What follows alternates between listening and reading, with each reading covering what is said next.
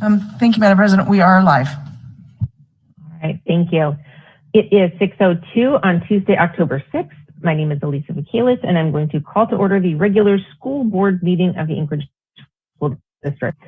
We have all board members present through this hybrid meeting with members Mitchell and Bellamy in person, and myself, member Hildy, member Marstett, member Donnelly, and member Holloman zooming in. Dr. Bishop is also present in the boardroom as well. Next up is our flag salute, and I would like to ask board member Bellamy if she would please do that for us tonight.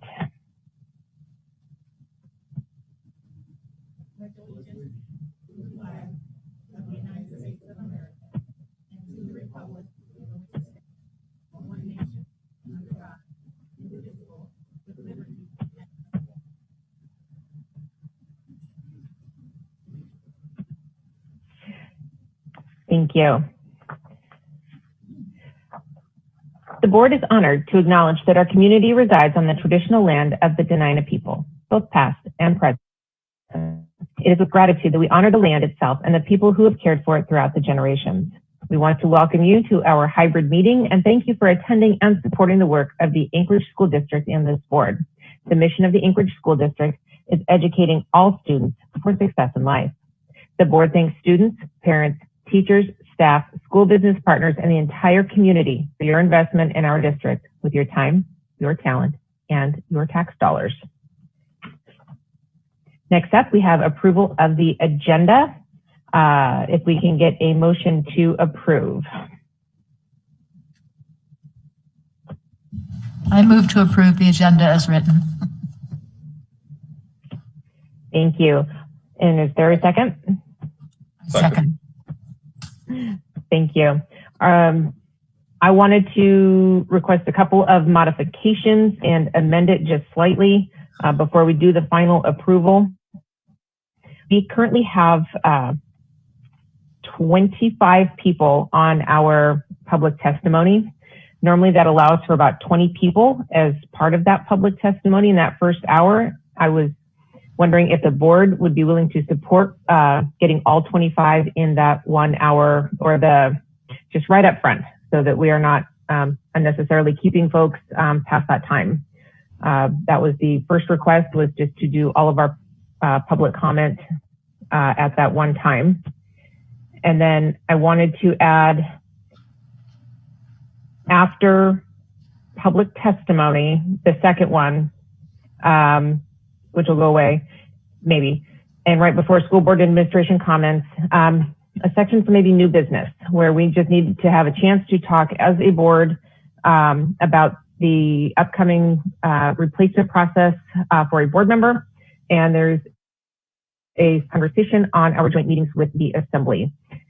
So I just wanted to just cash that under a new business header, just to create that time on the agenda for us. Those are the two things I wanted to add that would make it an amended agenda. Was there anybody else that had anything that they wanted to add or subtract or move or comment on?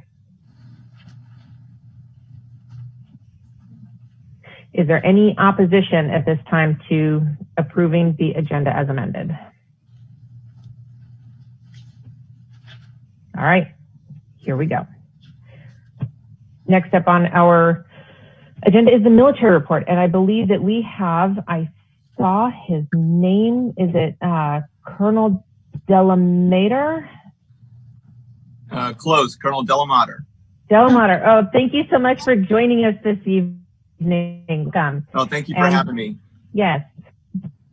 Okay, I know the board has a lot to cover tonight, so I'm going to be quick and brief. I've got 4 items to brief, and then I'll obviously take any questions from the group if there are any. So number one, just want to make sure the board is aware that right now, Joint Base Elmendorf-Richardson is currently in the throes of one of our major military exercises called Polar Force. And what this typically does is it tests our ability to generate military forces to send out the door to go do bad things to bad people. And sometimes it also involves us receiving forces here for onward movement, either to other places or for folks that are coming back to the United States. So that's going on this week and next week. The only thing that should be, it should be transparent to everyone in the community, but we may see some traffic building up at the gates as we exercise some of our force protection elements at our base access points. But other than that, it should be pretty transparent to you and to the children that are attending our schools. The second thing is that we're getting ready to launch the Red Ribbon campaign, which is an annual event for focused on drug prevention with our schools and our youth. The 2020 theme is Be Happy, Be Brave, and Be Drug Free. And that's going to run from the 23rd to the 31st of October. Now, normally we would have a march and some other activities and events that the kids would participate in their particular schools. But because of the current environment and the virtual learning environment, we're going to work on some art activities and some other things on the installation to allow them to kind of maximize and advertise the importance of that program. The third item is just want to give a quick plug for our youth sponsorship program. So we have youth centers on the installation that really focus on mentoring and developing our military dependents. We work youth ages 9 to 18, and we work with the school liaisons to partner with all the schools throughout ASD to make sure that all those military connected children are aware of the program. There are applications available if you have any one in schools for both youth and parents, and it's at you can see that at the website jbearlife.com, and we encourage folks to check that out. The last thing I want to do is I want to say a big thank you to the school district. I had a discussion with Dr. Bishop a few weeks ago, and she let me know about a beta test of the volunteer tutoring reading program at some of the schools. And she was kind enough to have Aurora Elementary on base be one of the schools that participates. We currently have 28 students enrolled in that program. It's a big win for military families because two things that they were mostly focused on was how to take care of our younger school-age children, our kindergartners and our first graders, and also our children with special needs and IEPs. So we're really grateful for that program, and we're so glad that we could be a part of that. Those are the only 4 items I had for the board. At this point, I would take any questions if there are any. Do any board members have any questions for the Colonel? I have a question. I'm just Member curious. Mitchell? Thank you, Colonel, for that update. I'm just curious, have there been many cases of COVID on the base or in the military world? And how are things going? Are you folks staying healthy? Yeah, for the most part, we're pretty fortunate, and we're trying to balance, obviously, the public health aspects of it, and also the mission requirements that we have on the installation. Certainly, I think we've all noticed that there's been a rise in the incidence across the Anchorage municipality. We're part of that demographic, so we're seeing our fair share of that on the installation. But we're taking a lot of steps to make sure we're doing the contact tracing and we're making sure we're reinforcing those mitigation measures. So hopefully we're not the cause of any of the issues that may be happening in the area. But we live in this environment, we live in this community, and we want to make sure that we're being a good partners for the folks on the installation as well as the folks downtown, and especially mindful of what that drives with some of the decisions recently with the return to in-school instruction. And I know that Dr. Bishop has kind of outlined how we're going to take a very deliberate approach. I actually exchanged some notes recently with Mr. Tom Roth because we wanted to make sure we understood what the decision matrix was. We knew that before it was the rolling 14-day case count, but now we understand it's a much more robust. There's 8 criteria that we're examining now to make sure that any decisions related to the return to school factors those in, and the military members and their families on the base are willing to and are very willing to follow those guidelines for safety. Thank you. Not seeing any other hands up in the queue. Again, thank you very much for your service and for coming and sharing part of your evening with us, and have a good night. Thank you. Next up on the agenda, we have board conference and committee reports. Don't believe we've had any recent conferences, but committees. Start with finance and Member Marsat. Well, we haven't had a meeting since our last meeting. Our next meeting will be on the 20th, I believe, and we will be entertaining conversations about budget, and of course, we'll get our update from Andy and Jim on our update with student count and those type of things. So they'll give us our continued update on where we are and what we're doing, and how much money we have and how much money we don't have. And it's always interesting. So we will see. Thank you. Member Hildy with governance. Thank you. We haven't met since our last meeting, but we meet on the 13th of October. We'll be a little earlier at 3, having a little longer meeting. Thank you. Next up, communications. Member Bellamy.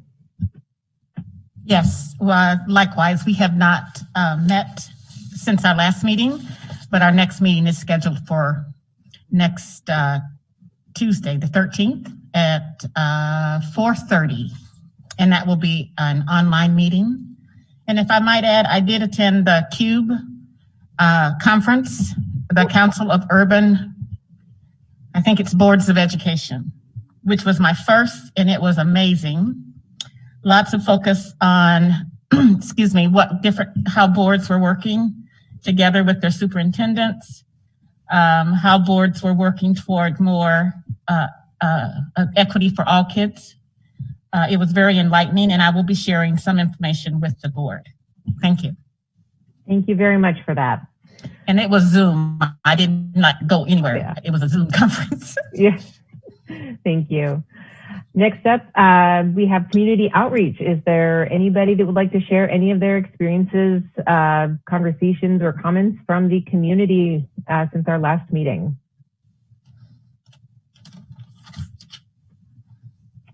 All right. We will continue to work on that one. Next up, goal monitoring. Thank you, Madam President. As the goal monitoring is focusing on the board's goals and our look towards achieving those, and the strategic plan is coming, and the data that we would utilize to track our progress is not a complete set as shared last time due to just simply not having a testing last spring, not having in the fall. We've been meeting the outcome monitoring aspect with requests from board in regard to different programs. And at this time, I would invite Sonia Hunt, Kirsten Johnson, Dr. Johnson, and Senior Director Hunt. They will each take a separate place and 2 mics. They'll both present along with Dr. Knudsen, who's with us online. This is a joint effort in one of our initiatives called Equal Opportunity Schools. We've been working on this for about 18 months, but we can, do we have another microphone, Mr. Brown? Okay.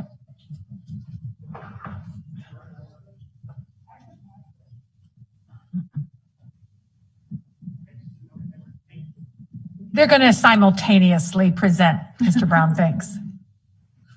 Synchronously, like our online learning. All right. So with that, I'll turn it over to these 3 leaders. Thank you. Thank you so much, Dr. Bishop. To the president, to members of the board, we present Equal Opportunity Schools Partnership. So the Equal Opportunities Schools Partnership is a part of our equity plan under academic achievement. It's the second goal, and it's to partner with Equal Opportunity Schools to create sustainable options for academic equity in all subject areas, including honor and advanced placement courses. In terms of post-secondary success, research shows that academic intensity in high school drives college completion more than any other factor. 85% first-time students of color and low-income students who take an AP or IB course pass the class across the Equal Opportunity Schools portfolio. 77% of first-time takers report a successful experience. And again, that's across the Equal Opportunity Schools portfolio. Our theory of action is clear in that if we provide targeted and intensive supports for schools in advanced placement course offerings and engage underrepresented students, then the number of underrepresented students in AP courses will increase and experience success. So I want to pause right here to define what underrepresented students, and Dr. Johnson will get more into that, and so will Dr. Knudsen. What we mean here is by underrepresented students, particularly in AP courses, the students that are missing. This project seeks to provide equity in advanced placement, hereby referred to AP, course offerings, and race and ethnic composition. The goals are there are three goals: to increase the enrollment of Alaska Native American, Indian, Pacific Islander, Black, African American, Latinx, and multiracial students in AP courses, thus reducing the participation gap between their white and Asian peers. To provide similar AP course offerings at each of the major 8 high schools, and to increase the passing rates for students of color. Okay, good evening. On this next slide, we are going to give an example of some of the data that we looked at for the equal opportunity schools. So for the AP data, we looked at data for the 8 comprehensive high schools to really identify trends in enrollment and passing rates. And this is part of a needs assessment that was done that's required for our Title IV grant, which is the funding source for our work with the Equal Opportunity Schools program. And just as a little bit of an aside, Title IV is part of the Every Student Succeeds Act, ESSA, that focuses on student support and academic enrichment. And so Title IV specifically is intended to improve equitable access to a holistic education. So that's how that fits into this grant. And so we did the needs assessment and we looked at the data across these 8 high schools. And this is an example of the data from East High School, just as to provide you a mind's eye of what this looks like. And as Ms. Hunt explained earlier, it's looking at the comparison of underrepresented students compared to white and Asian participation in AP courses, which represents the majority of kids that typically take AP courses. So as you can see here with East High School, the white and Asian participation rate has remained stable across the 2 years. And when we look at specifically the number of underrepresented students to enroll, so I want to just take a moment to explain what this is. These are the number of students that are ready to be enrolled in AP courses, but have not had equitable access. So they represent our missing students in our AP courses. So with this statistic, you want to see this number actually go down, not go up. So you'll see here on this slide that in 2018-19, we had 245 students at East High School that we categorize as missing from our AP courses. And to last year in 2019-20, that went down by 57. That is the direction we want it to go. So they're getting more underrepresented students taking AP courses at East High School. The other statistic that we look at is AP exams receiving passing scores. Unlike the previous one, we want to see this one go up. So you'll see here for the AP exam from 2018-19, we had 51%, and then that went down to 42% last year. There could be lots of variables. It was a tricky year to take an AP test last May. I can attest for that because I had a child that took one and it was a little bit challenging, but that is a statistic we want to watch because we want to see that going up in our schools. So next slide. From these data, what we did was identified how we were going to roll out the schools for participation in EOS. And for this current year, there are 4 schools that are going to participate. And Bartlett and East are 2 of our title schools. And for part of the Title IV grant, we need to identify our most needy schools and our title schools as part of that funding. So we started with Bartlett and East since they qualify as our Title I schools. And we also added on Service and South. And the reason why Service and South were added is because they have a well-established AP program at schools. However, one of the things that they need to work on is how they get more of those missing underrepresented students accessing AP courses at those schools. So those 4 schools are starting this year. And then as we go into the following year, the remaining high schools will participate in equal opportunity schools. And to talk a little bit about more what that's going to look like in that technical solution, I'm going to turn it over to Dr. Johnson Strumpler right now. Thank you, Dr. Knudsen. Through the president to the board, I'm excited about this project. It's something that at the high school level and secondary we've been working towards for a few years now. And it really does tie together some of the previous initiatives that we've been kind of working on to lead up to this. And many of those are board supported initiatives as well. And so I just wanted to just touch really quick that this builds on the NIMSY grant work that was established at Bartlett and River about 5 to 8 years ago or so. And we've done a lot of training with our high school leadership around AP and advanced coursework and increasing rigor and how we really look at that at a school level for our high schools. And then in addition, it's really going to tie into our springboard adoption at the 6th through 8th level. Those basic skills that kids are going to get through the middle school years are really going to prep them for this next phase of coursework. So getting back to the topic more specifically of equal opportunity schools, one of the things that I really like about this project with our high schools is that it provides a roadmap for our high schools to have these tough conversations about barriers for kids getting into advanced coursework, policies and procedures that may be in the way, and then provides a platform for that conversation as a staff. And so the process right now is starting this fall. We will survey staff and students at those schools. That survey really will lead to a conversation examining policies and procedures at the school level.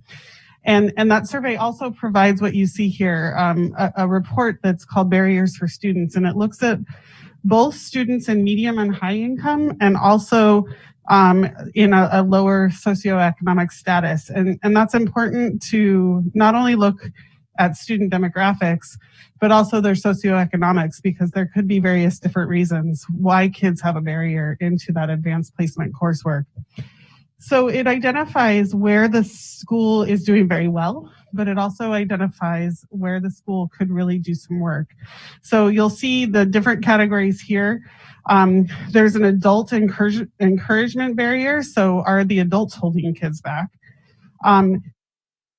Is there a benefits barrier? And that sounds kind of, contradictory, but the benefits barrier essentially will describe that maybe students or parents don't identify why advanced placement coursework would be important for a student, and just their general trajectory thereafter. General knowledge barrier kind of falls in that category too. Do we even know really what advanced placement is all about and why it's important? School access, this is something that we have complete control over, right? Is the school providing the opportunity and the access for kids to be able to take those courses? And then welcome, this is really about the classroom environment. Do kids feel comfortable in that space? And so you'll see this is just an example. This isn't from the Anchorage School District. This is just an example from Equal Opportunity Schools, but it provides you kind of a window into what schools will receive at the school level.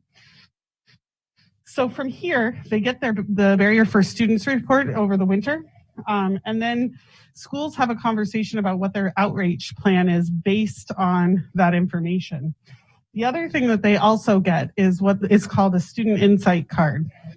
And you'll see the beginnings of one up here on your screen. And so in addition to the holistic school report, they also get a report on each individual student that we need to provide outreach to.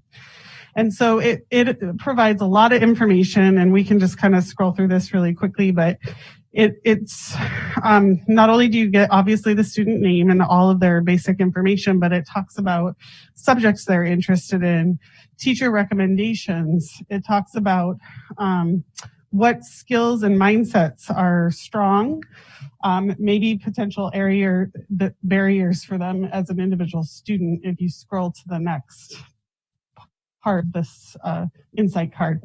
So, and then it asks very specifically, why hasn't the student enrolled in AP coursework? And I think that's really important when we're working with our teachers and our counselors at the school level so that they can have those individual mentoring conversations with students and invite them in. So it also gives test scores so that you can see where that student is, and then just the student's own comment section, so they can add their own comments. So this is really a tool for counselors in particular to really advise a student well. So that's the tool that they use for individual outreach, and then there's a plan for a school-wide outreach as well. And then in the spring, as students start to interact with the staff around this outreach plan, you do another assessment in the spring of how is it working? Do you need to make changes? And then we go from there. So that's what it looks like through the spring. And just to kind of sum up where we're at, we just wanted to talk a little bit about our commitment around this project. One is that equitable access and opportunity are keys to building a successful learning for each student. That's something we really believe in. And we looked for a theoretical framework to use as markers to make sure that we were on the right track. And we use Gloria Ladson-Billings' critical race theory for education. And some of the components include curriculum. Is this equitable curriculum? Is this equitable instruction? Is this desegregation and gifted education? Is this school funding that we can direct towards this to ensure equity for all children? Yeah. And really one of the hard things about providing access and equity is a good tool for educators to really dig into that topic and break down barriers. We really believe that this is a step in the right direction. So that's why we're really excited about this project. And I'm actually really excited to get all 8 of our big high schools on board. And just one side note, when we bring West on board next fall, not only will we focus on AP, but we'll also focus on IB coursework as well. So, thank you very much. Madam President, that concludes the goal monitoring. And again, it was not on model as we have it, but this was of interest to the board, and just happy that this project is had an opportunity to be highlighted. It's excellent, and it was almost probably 18 months worth of work to turn this around and grant it, fund it, and plan for it. So, and get the buy-in needed. So thank you. And thank you. I appreciate working on your A team, ladies. Thank you very much. I do have some hands up in the queue. The first one up is going to be Board Member Hildy. Thank you. And thank you for your work on that. I'm wondering what the projected outcomes are for this grant work. What should we expect to see? How big of changes? And then I was also wondering about a goal monitoring calendar for this year. Are we going to be seeing one of those so that we know what, I know it's a weird year and our goals are kind of crazy, but is that something in the works? Through the president to Member Hildy, certainly the outcome was the outcome monitor calendar was really in reference to the final push of the strategic plan initiatives that we're going to draft, where we're one step closer. So we will have that done. If that is where the board takes their action, then we will bring back a monitoring calendar for the board to take a look at, utilizing the data that we know we can find and have for this process. And for the first question, I'll turn it over to Dr. John. All right.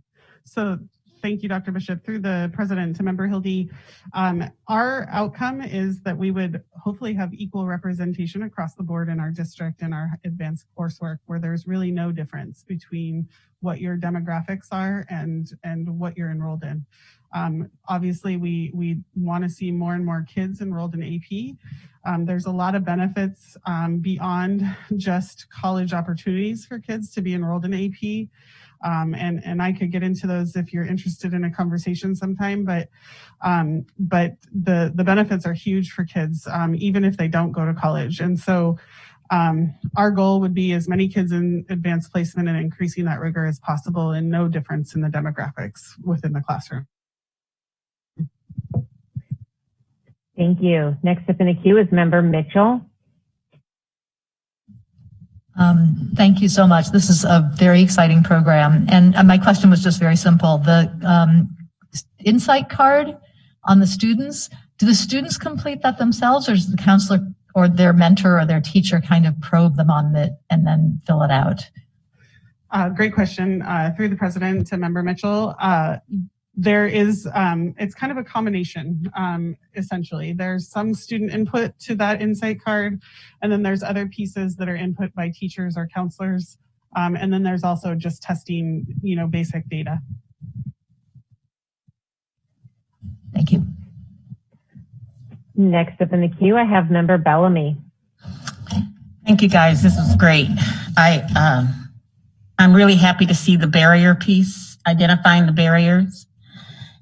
And each school will have a plan to identify or to address each barrier, or are we doing that as a district? So to the president, to the board, to Member Bellamy, each school will have their own plan. And because it's equitable work. So making sure that every school has what they need in order to move towards equitable access. So the needs for East will be different than Bartlett, and some needs will overlap. So they're individual plans. Okay, that's great. And so the outreach piece so each school then will look at their student data and find those kids who are capable but not in those classes that have demonstrated success. Right. Okay. To the president, to the board, to Member Bellamy. I have to remember that for a second. Yes. So what every school will be charged to do. So every school has to build basically an AP equity team. Okay. And they will look at the data. And what the research already shows is that there are students that are eligible to take AP. They're just not taking it. One of the things that the data also showed for Anchorage School District is that the family engagement piece is important in ensuring that it's what the data showed or the surveys have shown is that parents and students know about AP courses. They just don't understand the weight of what it means towards post-secondary success, whether you go to college or whether you're more prepared for the workforce. And so every school will have its own plan, has its own team to be able to delve deeper into the qualitative and quantitative data. Okay. Thank you, guys. It's great. Next up in the queue, I have Board Member Donnelly.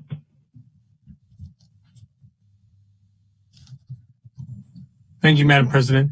You mentioned you're using critical race theory to develop this program. Could you define that, and could you explain exactly how it's impacting how you're designing the program? Sure, thank you. To the president, to the board, to Member Donnelly. So what critical race theory or any theoretical framework does, it creates markers for which you can measure your work by, right? It gives you kind of like a standard or components or context for what you should be looking for. So critical race theory was originally developed by an attorney, Derek Bell is his name, and it's been adapted to multiple settings to really identify equitable progress. And in education, Gloria Ladson-Billings talks about, and these aren't the only components, these are ones that apply to the work that we're doing, to be able to develop those markers or the context for which we should be looking for.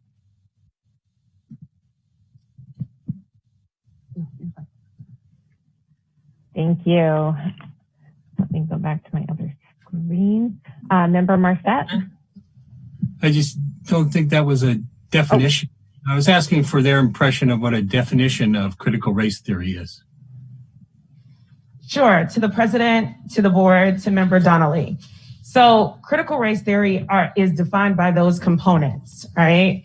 And those components point to, again, the context for which equity should occur or which equity would thrive in various settings. And this one is adopted to public education, where we would look at, is there equitable funding to ensure equity amongst, for example, in this context, kids that are approaching gifted education, whether it's culturally responsive or thought of curriculum instruction. And those are the components within the definition of critical race theory. I hope I answered your question.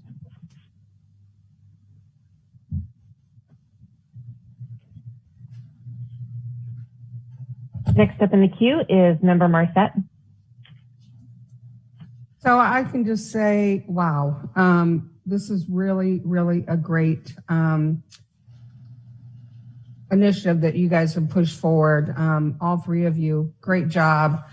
Great job explaining it, creating that equity among our students when so much else is going on. Something we've been looking for, I think, for a long time, and it doesn't happen overnight. So I just want to give you kudos and thank you so much for working on this. All right, I don't see any other board members' hands raised in the queue. And so I want to thank Dr. Bishop and all of the presenters for that. And I'm just tickled and excited to see those results a year from now and how it goes. So thank you very, very much. Next up in the agenda is public testimony. I'm going to read a brief statement. The board welcomes public comment on non-agenda and non-action items. We value public comment as it ensures that we remain aware of public thoughts, ideas, and concerns and informs our decision-making process. The school board encourages anyone wishing to provide public testimony to sign up in advance for telephonic testimony or in-person testimony, or to email written comments by 2 p.m. the day of the meeting. These comments will become part of the meeting record. There is a 1-hour time slot at the beginning of the meeting, and testimony in excess of 1 hour will be heard at the end of the meeting or may be submitted in writing. Tonight, we are going to try and get everybody into the first one as possible. You will have 3 minutes to testify. When 30 seconds remain, a bell will ring to inform you so that you can finish your sentence. Additionally, it is not our practice that board members answer questions or engage in discussion with members of the public. This is your time to speak and our time to listen. The board will consider all information shared by the public, and when deemed necessary, issues raised in testimony will be referred to the administration for follow-up. I have a list of 25 people. Some are in person, some are telephonic, and so we will just start working our way down the list. I believe our first person is there in the boardroom, Dane Sutterfield, if he is present. Perfect. Thank you for joining us tonight. You have 3 minutes and the floor is yours. Thank you, Madam Chair. Thank you, School Board and Dr. Bishop. I'm Dane Sutterfield. I'm the President of Anchorage Council of Education and for Board Policy. I'm here to announce the intent of the Anchorage Council of Education, American Federation of Teachers, to enter into negotiations with ASD for a contract that's upcoming from July 1st of 2021 through June 30th of 2024. I am humbled and honored to stand here. You know, it just moves me to know that I stand for about 455 people that don't ask a lot, but they do amazing things for the school district. About 225 positions make up those 455 people. They're specialists, they're experts, they're managers, they're supervisors. They're people that are in the trenches every day, making the school district work and making it possible for us to learn. Teachers and principals can't do what they do without the support of my members. I also want to say that this administration, the current administration, has been wonderful to work with. You probably don't hear that very often. They're a great bunch of leaders led from the very top. Dr. Bishop and her executives are amazing people. They're great leaders. They work well with many of my members and many different challenges that we face in addition to the pandemic.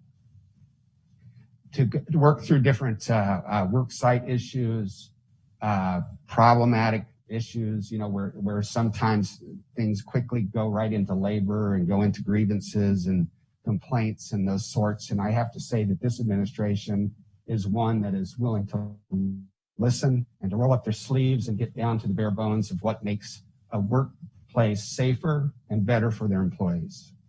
And I want to say that out loud so everybody hears that. The members that I represent, I mean, the titles are just endless, but I wanted to mention just a few of them because I can't call them all out. But I want to say that, they're made up of nurses and interpreters and interventionists and claims technicians and transportation staff and safety and security and payroll and accounting and facility project management. And the list goes on and on and on. And I just want to say that they want to defend the benefits that they have. They have an ask because we kicked the can down the road a few times, and it's time to come to the table and negotiate some better benefits for these individuals. And we want to continue to work with the district to improve their working conditions. And they want their COLA back. They want a cost of living adjustment coming their way, something they haven't asked for. And now it's time for that ask. Thank you very much. Thank you. Next up on the phone is speaker number 2, Rihanna Gay. Rihanna, are you with us tonight? Hi, yes. Can you hear me? We sure can. You have 3 minutes and the floor is yours. Thank you. Greetings, school board. This is Rihanna, again coming to you for the 3rd time. I want to thank all board members for their efforts of what you do for myself as an educator, our students, and community. I am sharing my support in efforts to rename or modify any East Side school after the late Senator Betty Davis, a former school board member and champion for all students and educators and education.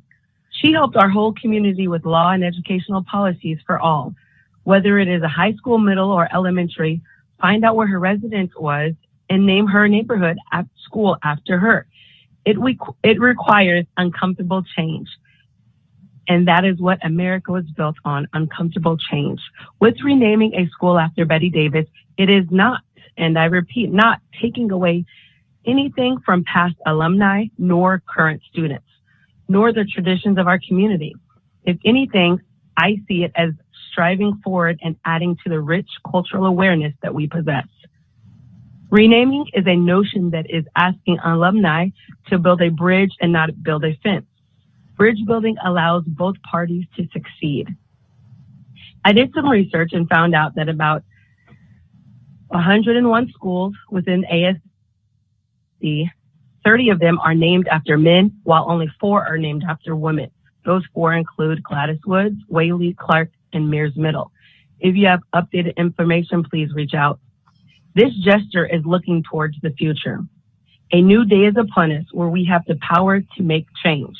Let's be strategic. We can make SMART goals to start. I leave you with a song. With our own 2 hands, we can change the world. With our own 2 hands, we can make it a better place. With our own. But it starts with us. Thank you for your time. Thank you. Next up in the queue, speaker number 3. I don't see her in the phone list, but I'll check to see if she may have shown up in person. Sarah Reynolds Weston.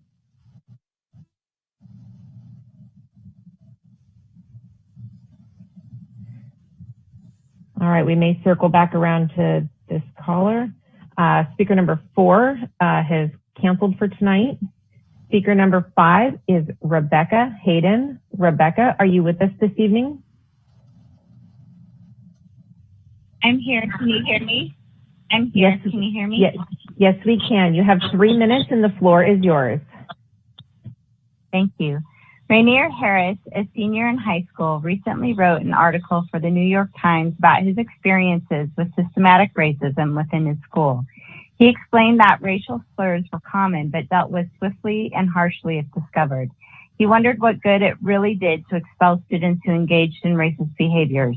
Forced to report an incident that had happened to him, Rainier worried about what punishments would be applied.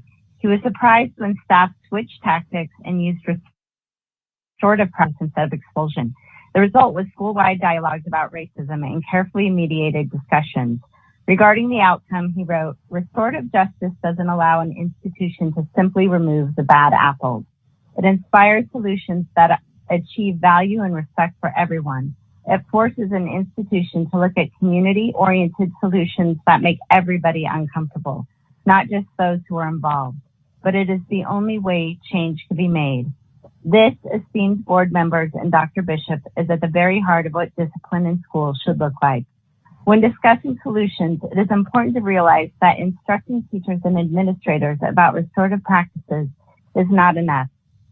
Punitive ideologies are deeply ingrained and manifested in automatic punitive responses to conflict. Therefore, an important step in implementing any new disciplinary system is to address adult SEL. Restorative practices are counterintuitive. They are practiced, deliberate responses to conflict that intentionally build community. That is not natural, nor is it easy. We take a great deal of care to teach our students about values like respect, honesty, integrity, and so on. Through programs like Capturing Kids' Hearts, we learn to discuss and practice these words. However, when conflict arises or authority is challenged or a student behaves egregiously, we often resort back to a punitive mindset that seeks to remove the bad apple. In doing this, we fail to model the values we teach in the moment they are most important. Adult SEL addresses the work of intentionality and respect to conflict. It addresses the end goal of community building rather than punishment and student removal. And it addresses the hard work of integrity when faced with students that create automatic reactions of anger and posturing. Why is that so important?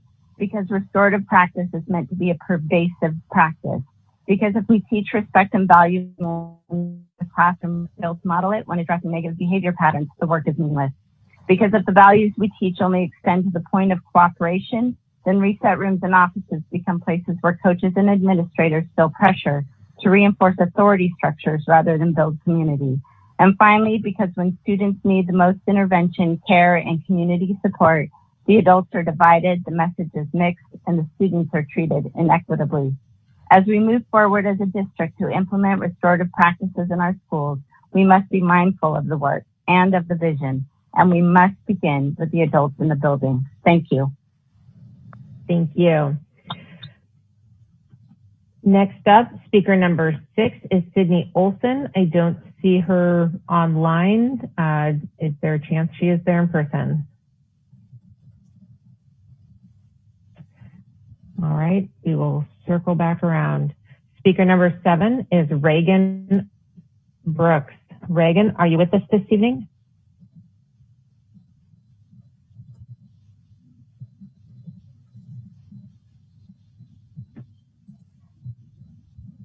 Reagan, can you hear us?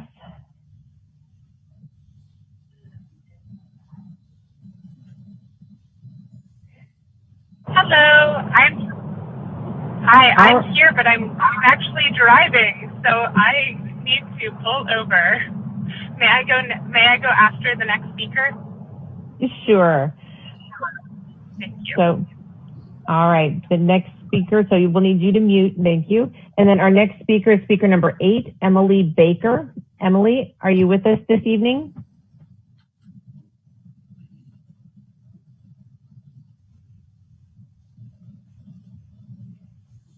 Here, can you hear me? Yes, we sure can. Great. Thank you. You have 3 minutes. It was yours. That's tough. That's a tough process. I'm glad I'm here. I am Emily Becker, and I'm a retired ASD teacher.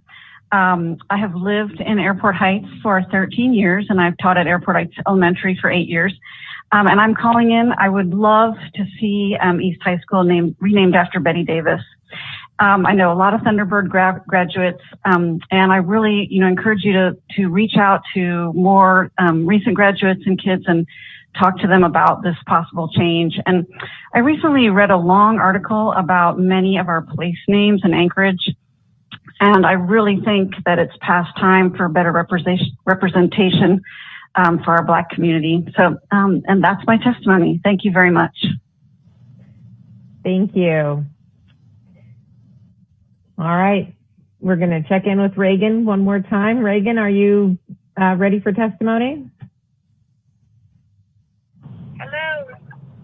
Hello, yes, I am here. I am perfect. Safely pulled over. Thank you. You have 3 minutes and the floor is yours. Okay, thank you. My name is Regan Brooks, and I'm a parent of children in the Anchorage School District. And Superintendent Bishop and members of the school board, thank you for listening to my testimony. I'm speaking to you today to ask you to support the renaming of East High School to Betty Davis East High School. This is a wonderful opportunity for our community as a whole, and I believe for the current and future children who will be able to learn about and be inspired by the late Senator Betty Davis. Also, and conveniently, I want to point out that this name, the name Betty Davis East High School, includes the name East High. So there are no worries or about concerns that some alumni have raised about changes to uniforms or confusion for college athletic recruiters or losing a sense of East Side pride. And I also want to say that this is about more than changing uniforms, which really wouldn't need to happen anyway. And it's about embracing an opportunity to add significant educational value. It will involve some paperwork, yes, but a pile of paperwork is so worth it in an instance like this. So please listen to the many community members who genuinely support this renaming, including alumni and athletes and more. I also want to point out that during your earlier discussions this evening about equal opportunity schools, one of the speakers spoke about barriers that might prevent some students from participating in AP courses. And in particular, that speaker spoke about welcome, the degree to which a student feels welcome in a space. The name of a school is not disconnected from this conversation. The name of a school and who it celebrates can advance, welcome, or undermine it. It's not hard to see how alumni, you can still hear me, it's not hard to see how alumni negativity about renaming East High School could be undermining the welcome factor for students of color at East High. I urge you to consider the renaming as an opportunity to advance welcome and, as a result, advance equality of opportunity in our schools. Thank you again for all you do to support students. Despite all the high-pressure, immediate needs you are currently addressing, please don't hurry through this decision and miss a long-term opportunity to support learning and advance welcome in our most diverse high school. Thank you. Thank you so much, and for pulling over safely to do it. Our next speaker, number 9, Daniel Kemp. Daniel, are you with us tonight?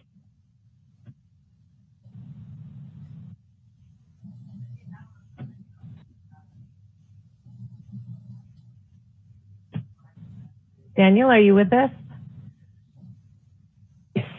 Yeah, sorry about that. I thought I was speaker number 14, but I guess I'm moving up in the world, huh? You are number 9. You have 3 minutes, and the floor is yours. All right. Thank you to the board for giving me this opportunity to speak tonight.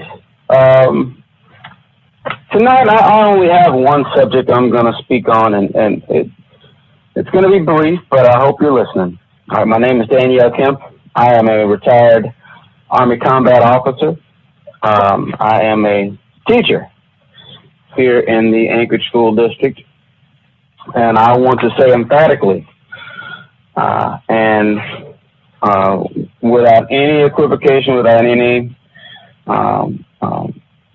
doubt as to what I'm saying, that I support the renaming of East High School for the late Senator Betty Jean Davis. Like Reagan said, you don't have to necessarily take out the East, all right, in the name, and for sporting scouts who still are looking for the name East, that direction can still be in there. It can be Betty Davis East High School. I'm just fine with that. I'm sure the majority of our community is just fine with that. Just to give a little background here, Betty Jean Davis was born May 17th, 1938. Let's put that in context, okay? Senator Davis was only one generation removed from slavery. I just want that, let that sink in for a second, okay? Yet she rose to become Alaska's first black senator and a long time Anchorage school board member. There was no stronger or hard-working advocate for our children, women, and for racial equity than Senator Davis. I read that ADN article a few days ago that disparaged the renaming of East High School after Senator Davis, and one part really took me back. It was, I think it was Principal Spinella, I believe, said, and I quote, "The renaming of the high school is a lot more than just changing its name. There's a lot of reputation that goes along with that throughout the state, and also in the lower 48. Now, what kind of message are we sending to our community, to our children, with saying something like that? Especially our children of color. Some folks in power don't want to, quote unquote, sully the name of East High School with that of the late Senator Betty Davis. That's a slap in the face to not only the Davis family, but to all Black children who would to achieve as much as she did. All right. So, I think that if the school board wants to put their money where their mouth is, and if they actually believe that Black lives matter and that Black education matters, then they should be fully behind the renaming of East High School after the late Senator, the great Senator Betty Jean Davis. Thank you for your time. Thank you. Next up is speaker number 10, Elizabeth Colaviccio, which I believe is in person, if she is there.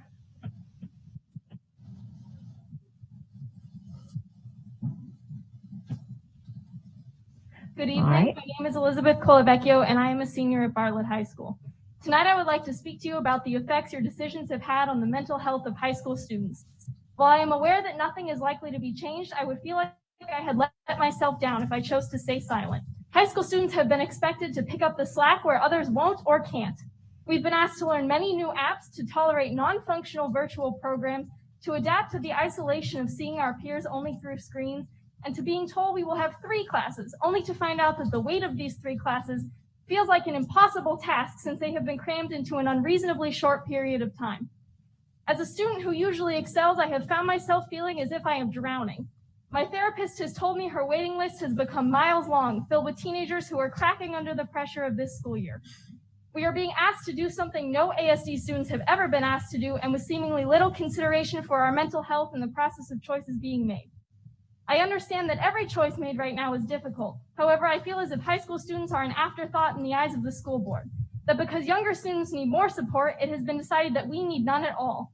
But just because seniors graduate this year does not mean we are not valuable students worthy of resources and more than the bare minimum of consideration and communication from the people in charge. I have been dissuaded from pursuing certain courses because the ASD virtual program is an abysmal failure. Told there is simply no answers to my questions about academic extracurricular activities, and gotten the sense that I am being punished for wanting more out of my education than a certificate that says I did the bare minimum to graduate. While I admit I don't have every solution, a minimum acknowledgement that this is an issue, more mental health resources, or at the very least suggestions of healthy activities to participate in would likely benefit the masses of us who feel so isolated under the current circumstances. I do not want my peers, my friends, or myself to end up a set of statistics that you analyze to see where you went wrong, only to repeat the same mistakes. Thank you. Next up is speaker number 11, Alex Blum or Bloom. Alex, are you with us tonight? Can you hear me? We sure can. You have 3 minutes and the floor is yours. Terrific. Thank you so much. My name is Alex Blum. I appreciate this opportunity to speak. I wanted to speak because I support the renaming of East High School to Betty Davis East High School. As you no doubt know, Betty Davis was Alaska's first Black senator, a long-serving Anchorage school board member, and a lifelong champion of children, women, and racial equity in Alaska. It makes perfect sense to honor her legacy in a meaningful way. And because of the remarkable diversity of East High's student body, Betty's residency near the school, and representation of the area in the Alaska House of Representatives and the Alaska Senate, renaming East High to Betty Davis East High School would be an especially impactful way of honoring her legacy. I hope you'll take the step to honor Betty Davis, and thank you, school board members and Superintendent Bishop, for this opportunity to testify and for your time. Thank you. Next up, in person, speaker number 12, Sarah Price.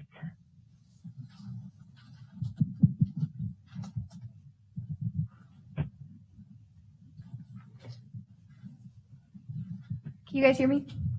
Thank you, school board, for once again having me. My name is Sarah Price, and I'm a junior enrolled at Eagle River High School.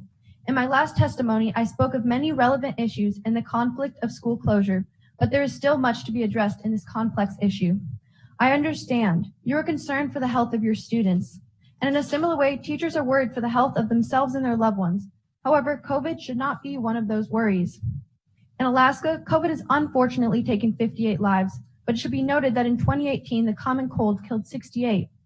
In Alaska, there have been 0 pediatric COVID deaths, but across the nation last year, there were 189 due to the flu. Was there school closure? No, because our education was not sized in the face of such a proportionately small threat. I understand the fears of teachers who themselves or a loved one is at an extreme risk, but I do not believe they should be put in jeopardy. But there are plenty of teachers who are able to do the essential job of educating our youth in the classroom, and the district needs to start prioritizing this. Living in this world is risky. There is no doubt about it. When everyone present got in your car to drive here, you risked joining the 3 million injured in car crashes a year. But did that stop you from coming here? Evidently no. Life is filled with risk management, and all the students who signed up for the option of in-person school accepted this risk and are pursuing their education in spite of it. However, not only were we fooled to think that we would actually be in school, but the education we were offered, as I previously stated, is a glorified version of homework. Online school is not adequate and hardly the bare minimum of an education. Yet as myself and a diverse student body are drowned in homework, stress, and depression, the Director of Learning for Innovation for the district belittled our pains to quote-unquote bumps in the road. Our neglect of education is not a bump in the road. Our failing grades and poorly executed online classes are not bumps in the road. Not obtaining scholarships are not bumps in the road, and our struggles are not bumps in the road. 12 weeks of our education has been cut off and the rest set at a flying pace that students cannot keep up with, resulting in double the homework and an unprecedented amount of stress. While everyone focused on returning elementary school students who have 6 to 12 years to make up for anything lost, high school students have a ticking time bomb counting down to adulthood and our futures, and ASD is putting us last in line. To teachers and parents, you see what is happening to us. You watch us suffer and stay up all night the entire school week.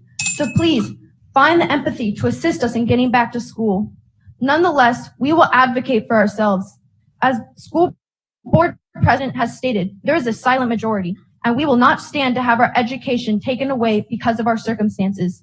Myself and fellow students are developing a resolution to organize the voices of the large majority and work with the board to give high schoolers a true in-person option.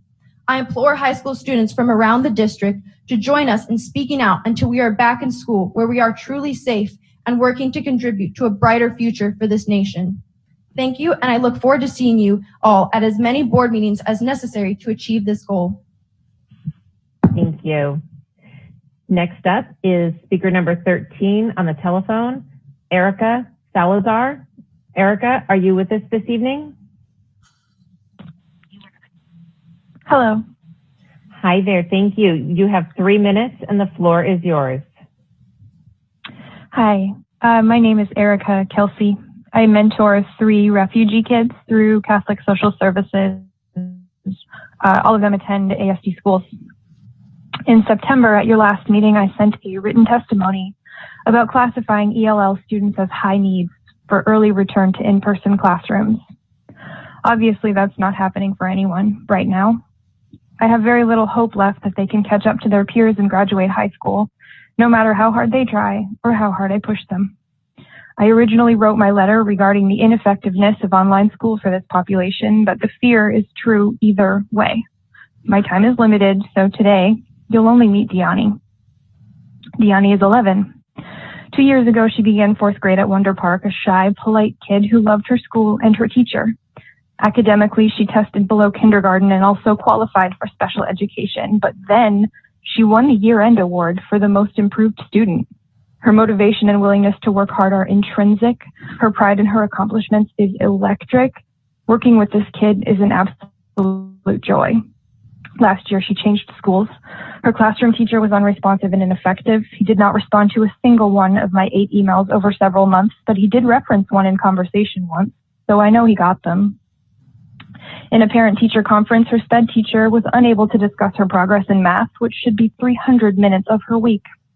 No one could tell me about her grades, which either weren't posted or appeared as zeros. The same is true today. Diani told me on one occasion that her work was too easy and frequently expressed frustration at other kids' bad behaviors. I requested enrichment work to do at home twice. It was not provided twice. Once she was absent due to illness for 3 days, and I asked to pick up any missed assignments. Again, nothing. And she was marked as present for those days. I wondered if anyone was really paying attention at all. The kids were sent home in March. The message to families was that there would be no new education for elementary students because somehow that was the only way to be equitable. 3 people at her school told me she would not receive an ASD Chromebook, so I bought her one. Weeks later, school called to schedule a pickup time for her Chromebook. Assignments posted to her Canvas account right now do not reflect her IEP, nor did the packets sent home. Diani has had a private tutor in reading this summer, 3 times per week for 45 minutes. Her IEP team set her goal for this fall at 8 correct words per minute. In the meantime, she has progressed more than a year and a half. I speak for her because her parents can't. They don't understand your language. They are so blindly grateful that their children have a safe public education. They truly believe that showing up and doing the work will turn their kids into productive and successful adults. As a citizen of this country, a local taxpayer, and a successful public school graduate myself, I so wish that were true. Please help me make it true. Thank you. Thank you. Next up in the queue, speaker number 14, Tanya Iden. Tanya, are you with us this evening?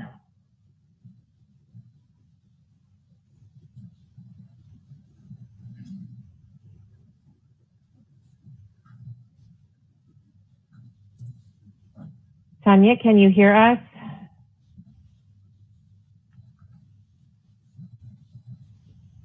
Hi, hello? Yes, perfect. Thank you. Thank you for joining us. You have 3 minutes and the floor is yours. Great. Thank you so much for the opportunity to address this body. I really appreciate the opportunity. I didn't really prepare my statements, but it was very interesting listening in tonight about the conversation about equity, and I'm really excited to hear that the school district is pursuing, looking at and exploring how AP classes can be more equitable. I'm actually here tonight to talk about East Anchorage High School and how I really would encourage you to rename it Betty Davis East Anchorage High School.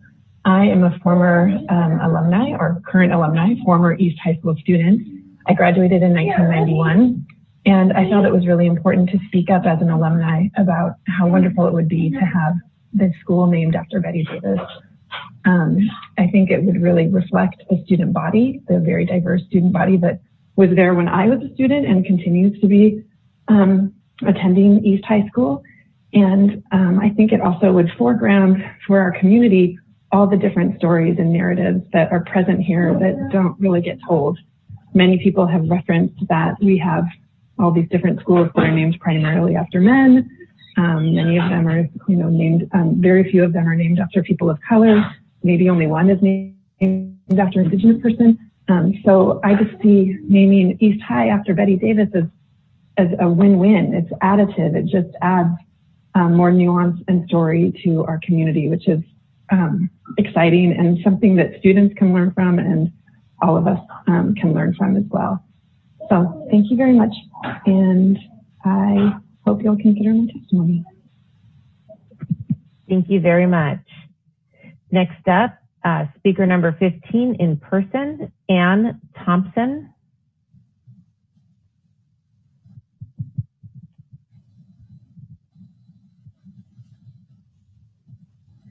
And when you're ready, you will have 3 minutes and the floor is yours.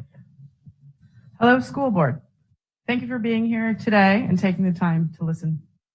I'm here today to talk about Aquarian Charter School special dispensation making the reopening a quarterly decision. There's an understanding that charter schools are regulated by their individual parent-teacher run boards, but this is an issue that is greater than the Aquarian board, and I wanted to bring it to your attention. Basically, Aquarian Charter has asked to shutter its doors for the whole of second quarter and possibly the third quarter.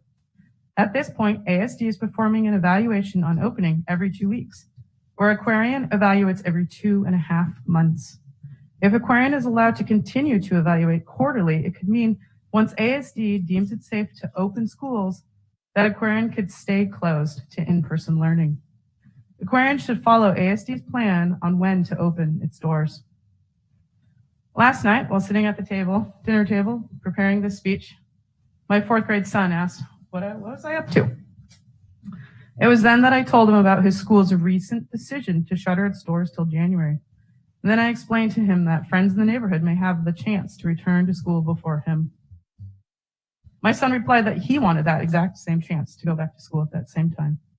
This was an emotional moment because my son felt as though his school was letting him down. There are many benefits for children to return to in-person learning. When ASD deems it safe, Aquarian should return with all the other neighborhood kids. I advocate for the school board to step in and decline the second and third quarter special dispensation. I'm Ann Thompson. I have 2 kids at Aquarian Charter School, so please keep this in consideration. Thank you so much for your time. Thank you.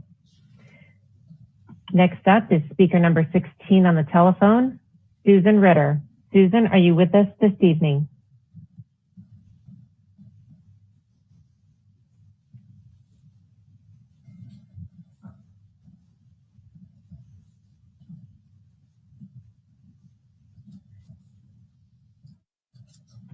Susan, can you hear us?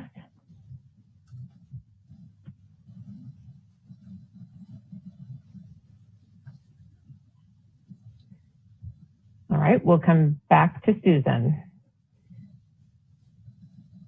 Next up in the queue is speaker number 17, Marie Asima. Marie, are you with us this evening? Hi, can you hear me? Yes, we sure can. Thank you for joining us. You have 3 minutes and the floor is yours. Hi, thank you so much for welcoming me this evening. I just wanted to call in regarding the name change, and I'm calling in support of the change from East High School to Betty Davis East High School. And just to give you a background about who I am, I do a lot of after-school programs at East, so I know some of the students there, and I love the school with a passion, and I grew up on the East Side. I also have a son in the ASD, and we talk a lot in Anchorage about how we're such a diverse community, and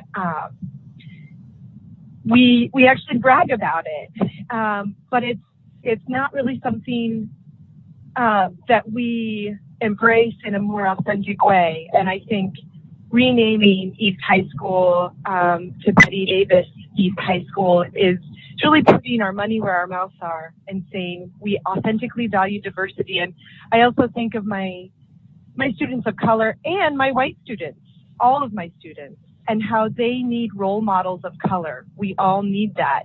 And we have them. And why not celebrate them with the names that we give our schools, and you know, I think it goes on and on from there. So I really am passionate about this change. I do think it's one of many things we can do, and I thank you for considering it, because change, like someone said earlier, is hard, but it's worth it.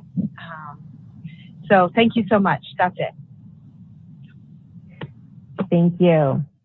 I would like to circle back around. Susan Ritter, you are next on our list. There you are. Thank you. Good evening. You've got 3 minutes and the floor is yours. Nope, no problem. Go ahead when you're ready. Thank you so much. Members of the school board, Dr. Bishop, ASD leadership, members of Anchorage Education Association, and our Anchorage community. Thank you for the opportunity to speak with you this evening. My name is Susan Ritter.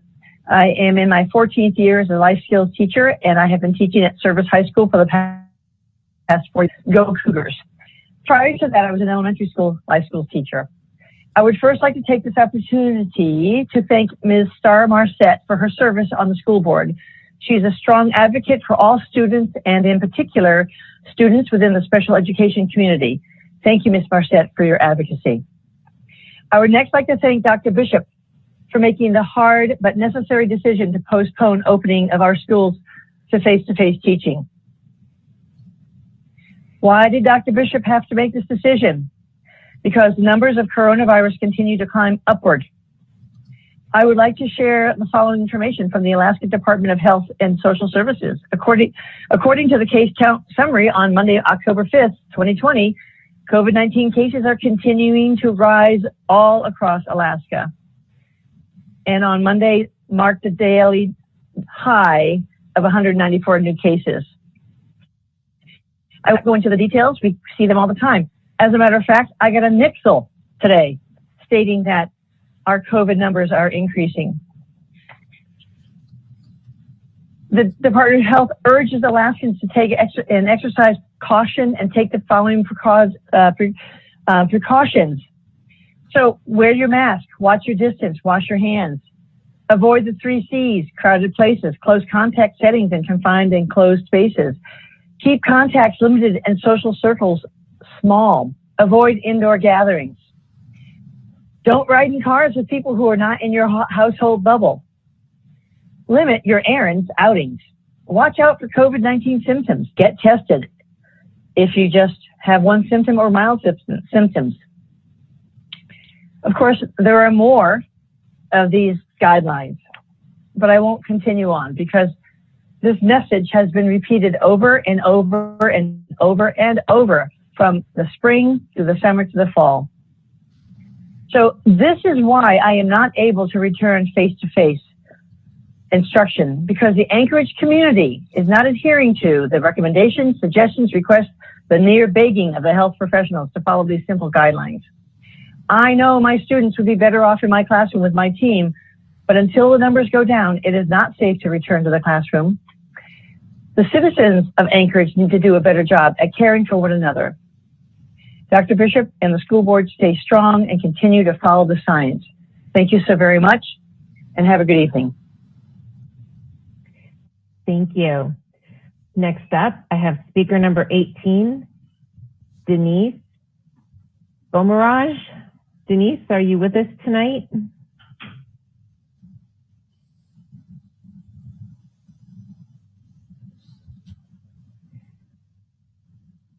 Denise, can you hear us?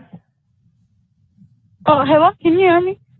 I sure can. Thank you so much. You have 3 minutes and the floor is yours. Yeah, my name is Denise Bemerant, and I am supporting the changing of name from East High School to Betty Davis East High School, and I have a lot of memories from that from the school, because I used to when I first got here to America, because I'm from Africa, I used to go there for my ESL studies, and I would take breakfast there. There is a lot of diversities. I had some friends who were from my countries there. It was fun, and I think it's a very good and honored and giving, the people of color, the privilege to feel like they're in the community. They feel like they're all like together. So, because most of the schools in here in the U.S. are named after probably like most of the people are white people. So it's also giving the privilege the people of color. Thank you. Thank you very much. Next up, I have speaker number 19, Allie Phillips-Moe. Allie, are you with us this evening?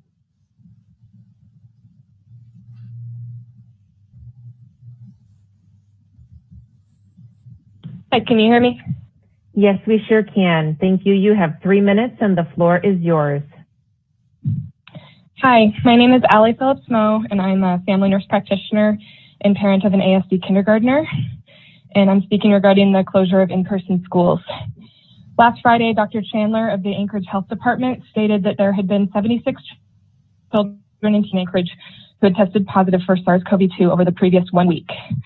In contrast, DHSS stated that just one child in the entire state had contracted the novel coronavirus in a school setting after over a month of many statewide schools being open. Again, that is 76 children in 1 week out of school compared to one student in over a month statewide in school.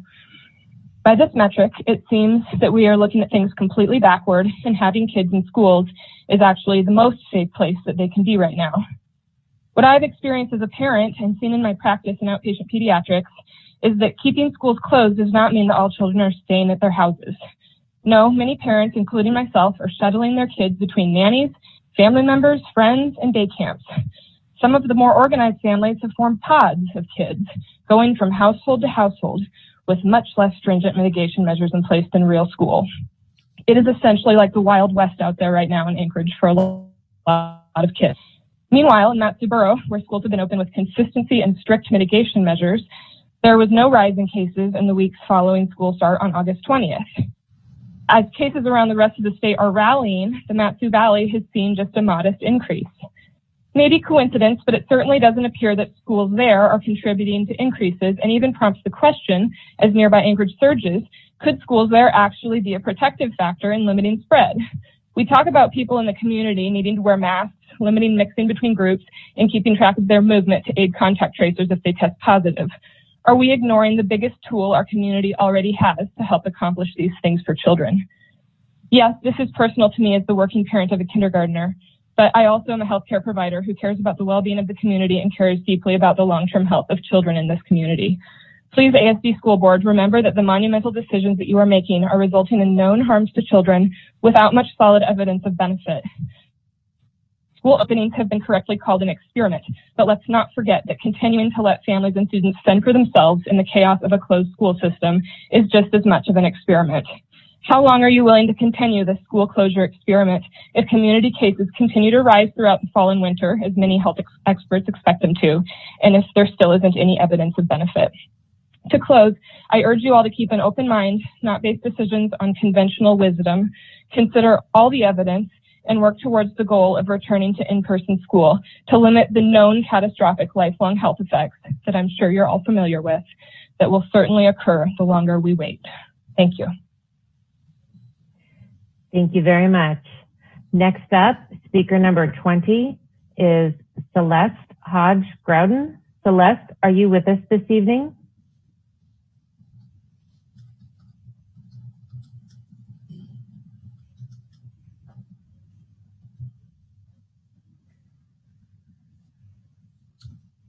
Celeste, can you hear us?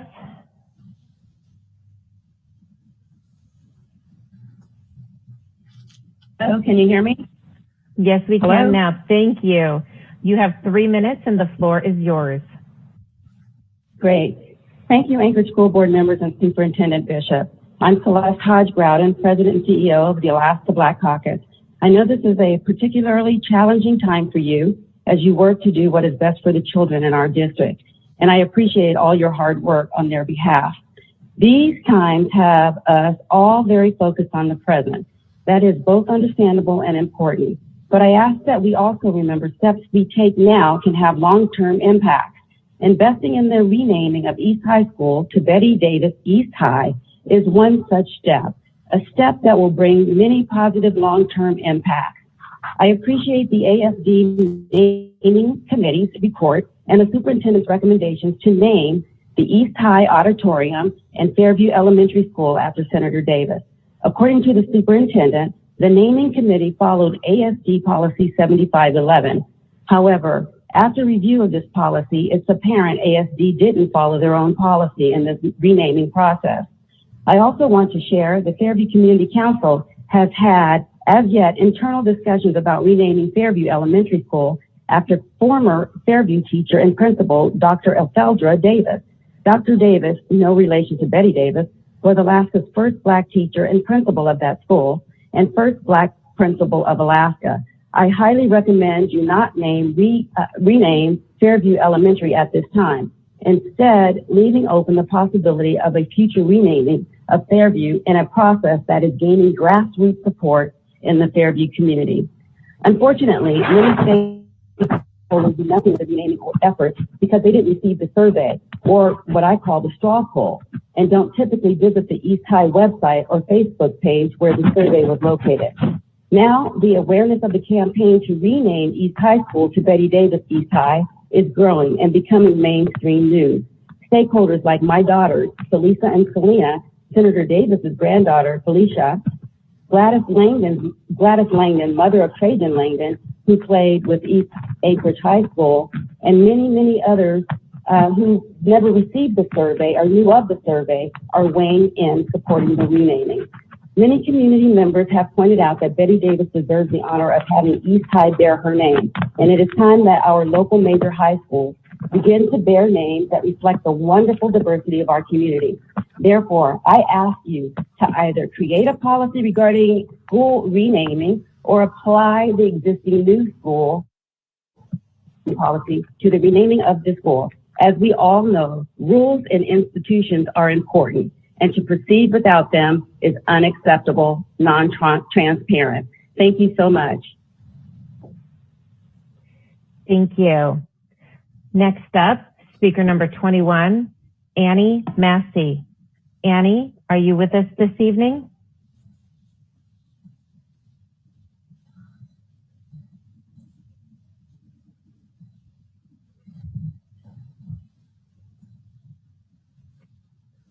Annie, can you hear there? Yes. Can you hear us? Yes, ma'am. I can hear you. Can you hear me? We sure can. You have 3 minutes and the floor is yours. I'll do my best for 3 minutes. Thank you, Madam President and Board.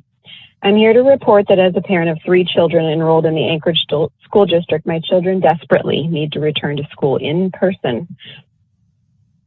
Parents recognize our students have work to do, and that what this district is providing in a virtual platform is a poor substitution for an education. I support opening schools and request the board votes on this decision today. A majority of children learn best in person, and if you do not understand that, then you have been out of education for far too long, or you do not have children. The dramatic shift in daily life due to pressured shutdowns is threatening our children's well-being, of which as a member should be your first commitment. School closures are radically altering the stability for kids of all ages, of all backgrounds and abilities throughout ASD. Anxiety, depression, anger, weight gain or loss, suicidal ideation, increased abuse, neglect, self-harm, and hunger are a few consequences associated with school closures. What's more, the solution for education to simply become virtual is also problematic for many. Sleep problems, eye strain, headaches, apathy, intense stress, and overwhelm have become the new normal for children.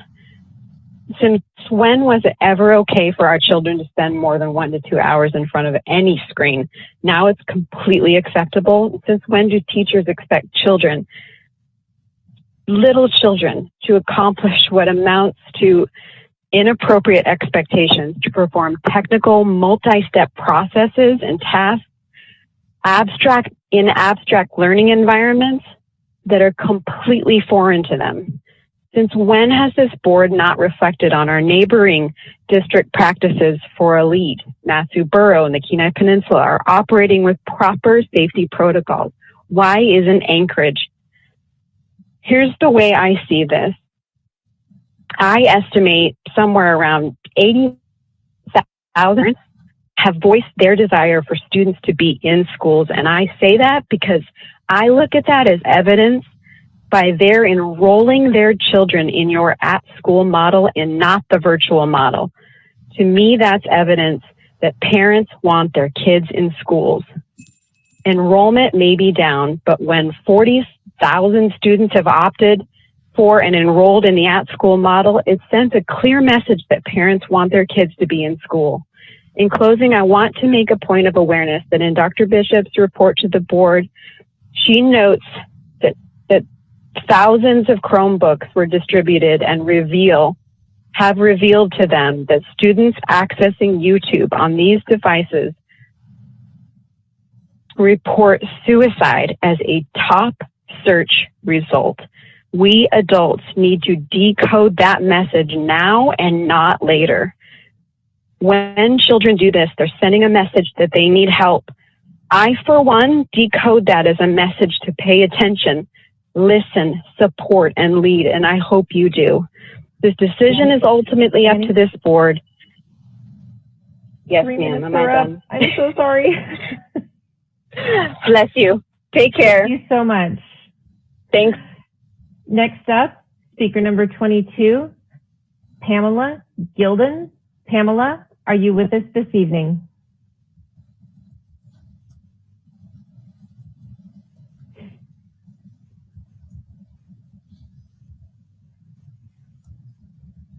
Pamela, can you hear us? Hi, can I hear you? Or can you hear me? It's been a long day. Thank you so much. You have 3 minutes and the floor is yours. Dear school board members in Anchorage School District, my name is Pamela Gilden. I probably sound familiar because I have testified on this issue before. I'm a 5th grade teacher at Fairview Elementary. I'm calling in today because I am disappointed in the solution presented to my school to help lower our numbers in our classrooms. Before I presented information on our class sizes, we have roughly 31 students in a 6th grade class, 31 in a 5th, 6th combo, 31 in 5th, 28 in 4th, 28 in another 4th, 32 in a 3rd grade classroom, 26 in 2nd, 25 in 2nd, 25 in 1st, 31 in a K 1st combo, and 28 in a kindergarten class. And those numbers are probably higher now. That's old data. Our school has begged for additional teachers to help with the student-to-teacher ratio in our classrooms. Our principal and assistant principal have spoken up. Our teachers have testified. As a school community, the staff does all it can to support our students and show them the love they deserve. We understand that there are many moving pieces within the district right now. However, we are not happy with the solution presented to us in regards to our student-to-teacher ratio. We were told that we would only be getting 1 teacher transfer and told that our PE and art teacher will now become classroom teachers. This is great news in one way because our class sizes will now be lower.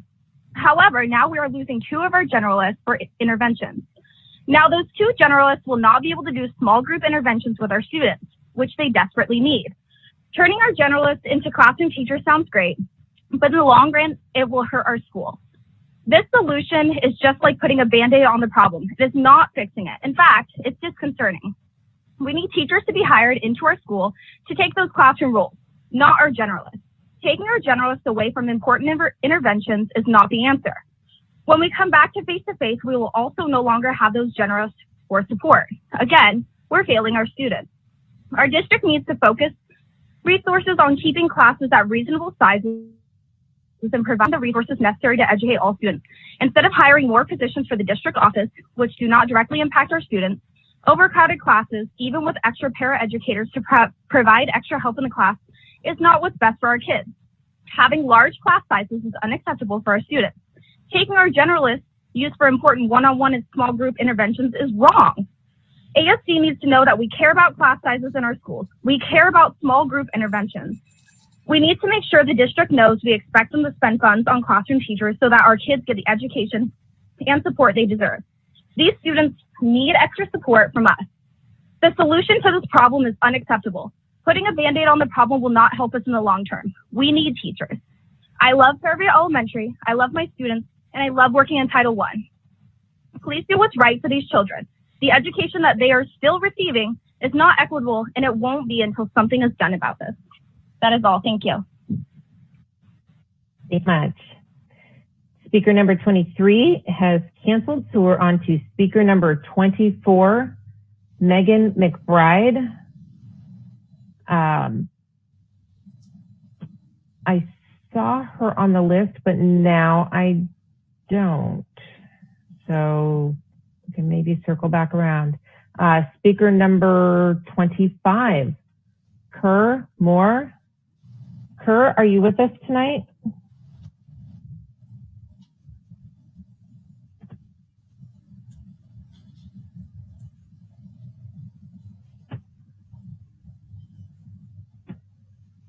Kerr, can you hear us? Hello, can you hear me? Yes, we sure can. Thank you so much. You have 3 minutes and the floor is yours. Hi, my name is Keir Moore. I'm a parent of a student who will go to East High next year. And I just want to say thanks to all of you for the hard work that you're doing in these really trying times. I'm here to speak in support of renaming East High to Betty Davis East High School.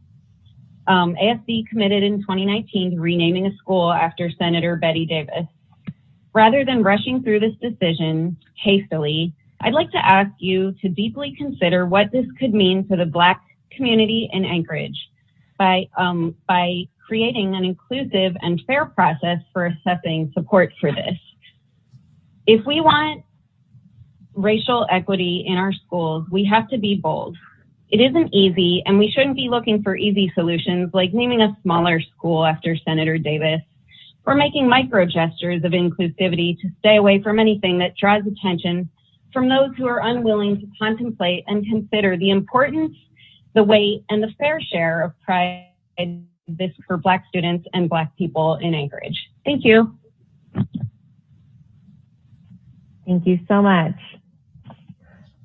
All right, I'm gonna go a little off script here. I have one phone number that is called in ending in 057. If that happens to be one of the three speakers that I missed, Sarah Weston, Sydney Olson, or Megan McBride, this would be a great time to unmute and join the conversation if you are one of my three.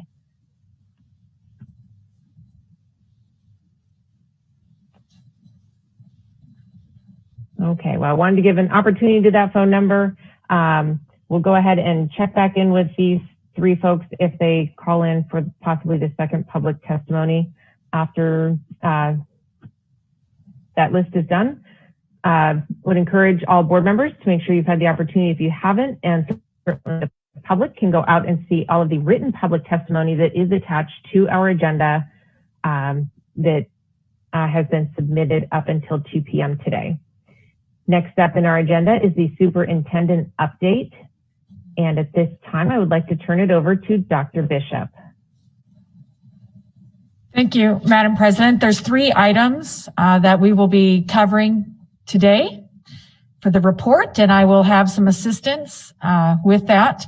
One is an update on, the first one is an update on our stance with school opening. The second one is really Dr. Stock is going to talk to engagement. And then finally, the superintendent's report on the Betty Davis naming committee update. I'd like to start with school start and the decision guidance, and our director of nursing will jump in a minute, but I just wanted to start with what we've heard this evening from students as well as parents is absolutely what I would say would be my assessment. We are not doing a good job of educating our young people with distance delivery.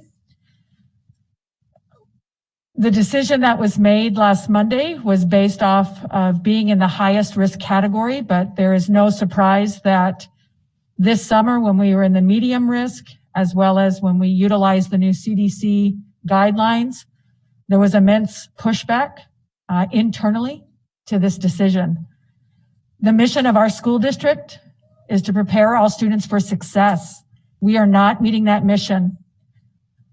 I saw the AEA survey as an honest assessment of where our staff was. About a quarter of them, for personal reasons, do not want to begin.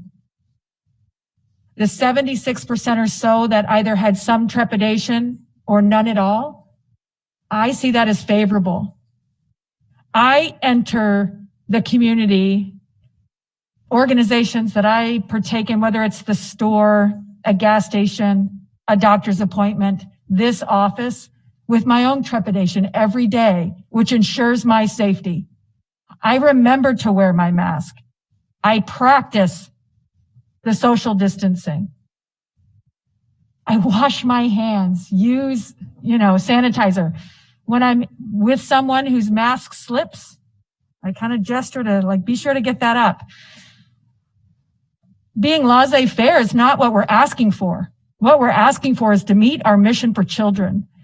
And prior to last Monday, I did have support of the state officials and there was caution given with the rapid increase.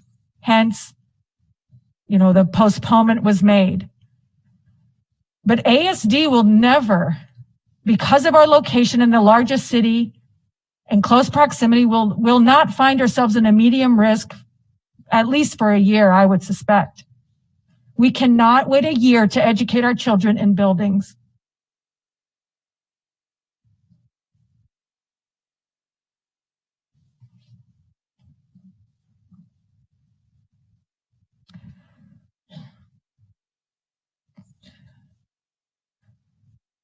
This is passion in my voice. It is not a sign of weakness in making a decision. I'm letting you know. COVID is killing our children in more ways than one. And we need to stand for children today. Jennifer Petronis, I turn it over to you. Thank you, Dr. Bishop. I'm just going to share my screen.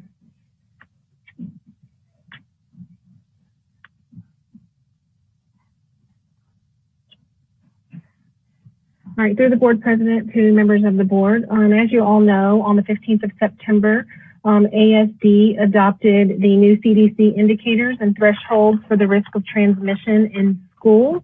And I'm just going to go over what today's numbers are looking like for Anchorage.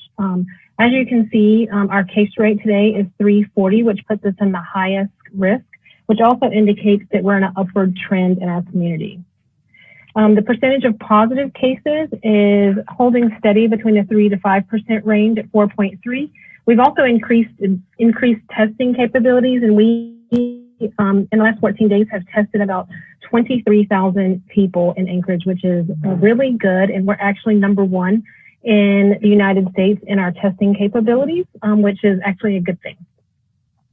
The other indicator that we're in the red for is the percentage of changes in the last 7 days compared to the previous 7 days.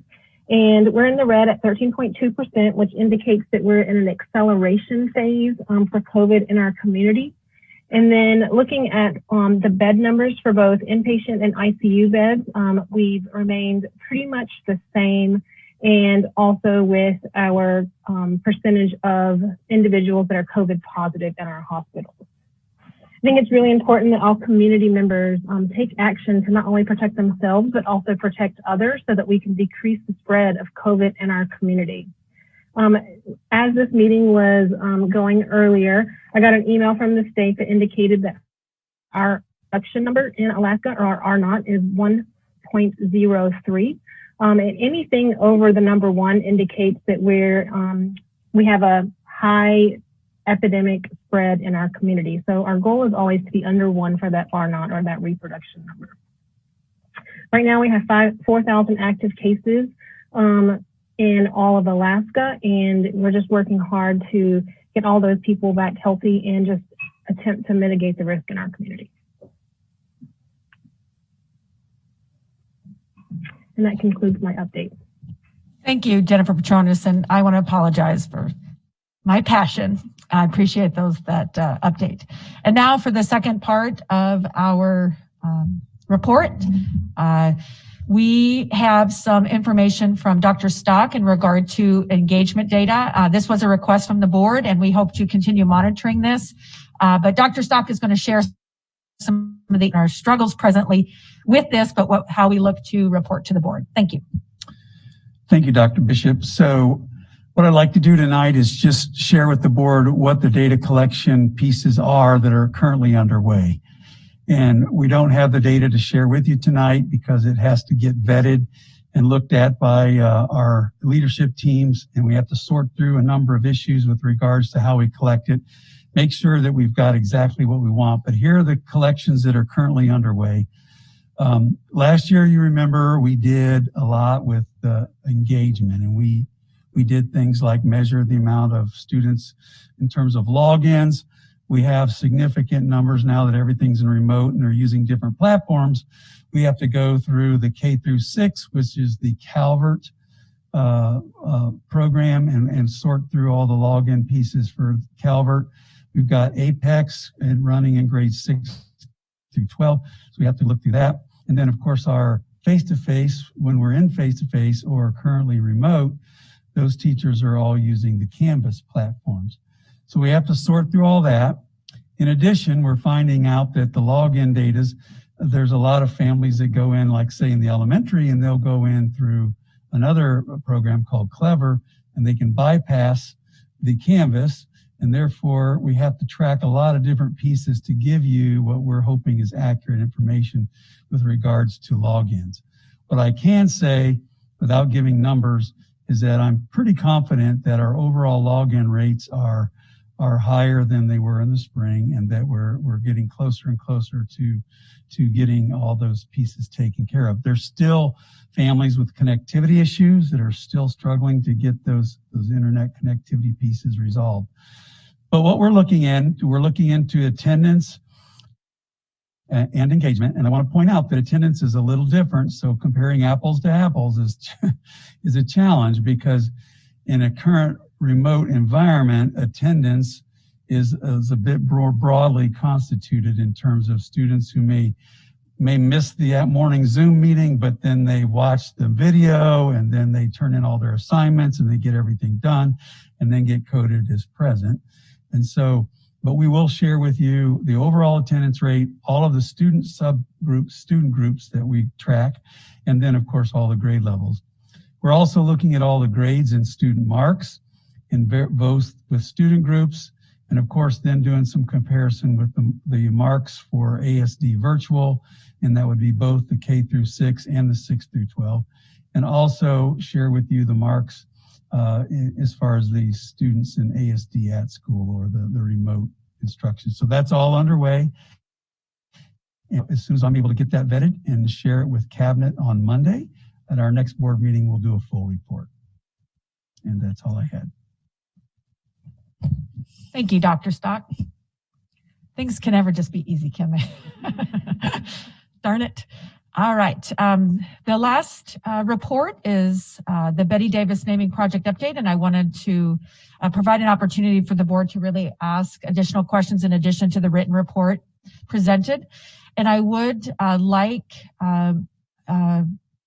our Senior Director, Sonia Hunt, to come forward, as well as, I believe, Elementary Senior Director Dan Barker was involved in this initially, to share the report and really to be present to answer questions. We do have a principal here, Principal Spinella, for his part in providing feedback and support to the team. As well, I believe that's it.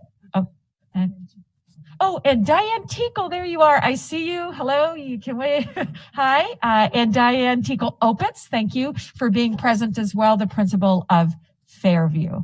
At this time, I'll turn it over to the committee because I'm not sure who's going to present first. So as a backdrop to everyone, I wanted to share that this request came to us after the passing of Senator Davis. It is noted that she provided a great service to public education and to our state all around.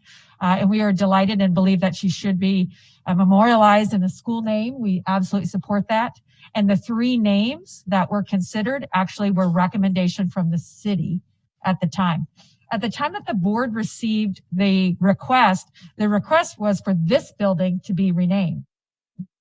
And due to not owning the building, the board president at the time just said, hey, I think we should think about a school that actually will stay there for longevity. I had requested to be part of the naming committee when I heard that the city and the muni decided to do that. That wasn't granted. However, at the last meeting, thank you, Member Bellamy was part of that naming committee, and she requested that the district be able to listen in to find, the final stages of that. So Dan Barker, I think, was the person who was able to do that. And from there, we hit a pandemic and are catching up on processes. So with that, I'll turn it over to Dan Barker. Thank you. Thank you. Am I there? Okay. Thank you. As Dr. Bishop said, I'm Dan Barker, Senior Director of Elementary, and I had the privilege of starting this process for the district. And at that point where we began dealing with some of the pieces in the epidemic, it was necessary for me to switch that work over to Senior Director Hunt, who's going to pick up after me. So I know we have some slides. If we can move to the second one, I'll give a little bit of the background stuff. Sorry, while I turn so I can read it here. Dr. Bishop spoke through the background here of where we started, which was my involvement, right? So we had the initial request for that process where we would come up with that naming piece that went through the municipal group. Member Bellamy was a part of that meeting. I was able to attend as the school district representative for the final meeting of that group, where we reviewed options for areas that Senator Davis had worked with in our community. That group generated 3 names at the time. One was the Airport Heights Elementary name, because that was, again, a portion of that East Anchorage area where she had worked historically. Another was Fairview Elementary. I have the privilege of being a former principal of Fairview, so I had a little more experience with that community and its connection to the late senator. And then the third, of course, was the recommendation for East High School as one of those options. The committee group from the municipality discussed those options. They made a recommendation that was to come back to this group and sent that letter forward, I believe, in December. And at that point, we had begun by working with those 3 schools in our process, which involves connecting with the principal, having the principal then reach out to both their staff and their community constituent stakeholders, excuse me. In the case of both the elementary schools, that involved their PTA/PTO organizations. In the case of East High with Mr. Spinella, I believe that was through several of his booster groups that they were going to get that information out. So that was, at that point, I had directed the principals to reach out to those communities to start talking with their parent organizations, make them aware of the request and the effort and what our process would be, which was to form the groups and take their feedback from local communities about their experience and where they wanted to go with that naming effort. At that point, we get up to late February, when it was time for us to submit the recommendation back for the superintendent, which would then move to the next phase of working with those groups, and COVID hit. At that point, of course, I had some other duties with regard to the elementary division, and so Senior Director Hunt was willing and able to step in and take over for me. Thank you so much. Good evening, members, to the president, to members of the board, Dr. Bishop. My name is Sonia Hunt. I'm the Senior Director of the Office of Equity and Compliance. And thank you, Dr. Bishop, and thank you, Senior Director Barker, for outlining the beginnings of the process. So COVID hit in March, and we had to just look at how we can engage communities differently. Same fervor, but just differently. And so the committee convened again that included a member of the Director of Secondary Education, Martin Lang, Michael Webb, the Airport Heights Elementary School Principal, Diane Tekiel-Opitz, the Principal of Fairview Elementary School, and Sam Spinella, the Principal of East Anchorage High School. And we convened, and here was our thought process. How do we create questions that are simple, a short survey to increase the likelihood of completion, that we would provide options to the community in terms of what this could look like based on even the feedback that the principals had received when they were gathering qualitative data before COVID, pre-COVID, and how can we get the community as a whole to weigh in terms of varied stakeholders. So we identified 5 key stakeholders: parents, community members, students, alum, and faculty or staff.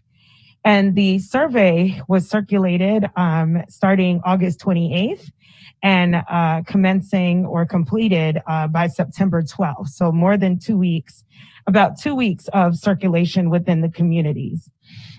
So pretty much it was data collection, data review, and a recommendation made. There were 4 questions given to the communities of Airport Heights and Fairview Elementary School, 5 to East High School, as they had an additional option. So the options were to rename the school, to co-brand the school, and in the question to co-brand the school, it was defined. Are you in favor of co-branding a school? And I'm going to use East Anchorage High School as an example, to East Anchorage, a Betty Davis Center.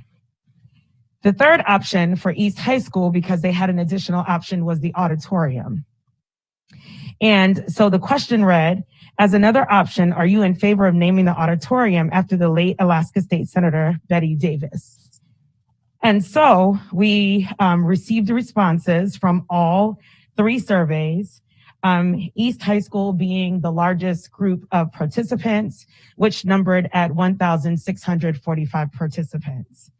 And I'll let the principal of Fairview share more about the Fairview circulation, and then Sam Spinella. Hello, thank you very much. I'm Diane Tika-Lopez. I'm the principal at Fairview. We reached out to the community.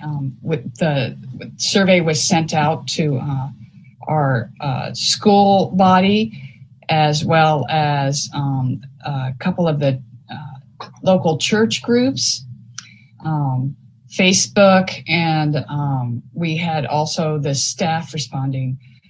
As a rule of thumb, the response for renaming Fairview was really positive. Of the total renaming, only 22% or so were not in favor, and over 77% responded that they were in favor of that. And in addition to the respondents to our survey, we received a letter from the Senior Center, which is in our community, and that represents all 1,700 members of the Senior Center, and they were thumbs up, very much in favor of renaming. And also the co-branding was, they were very positive about that. So as a whole, I think that for Fairview, it's an honor, and we're thrilled to be considered for renaming after the late senator.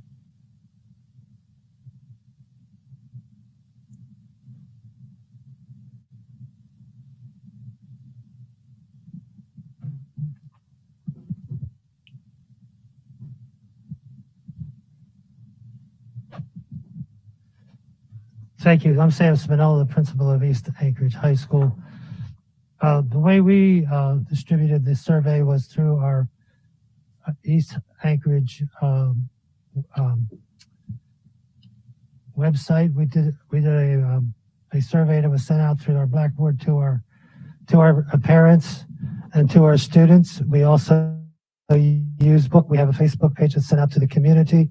We have a large following in Facebook.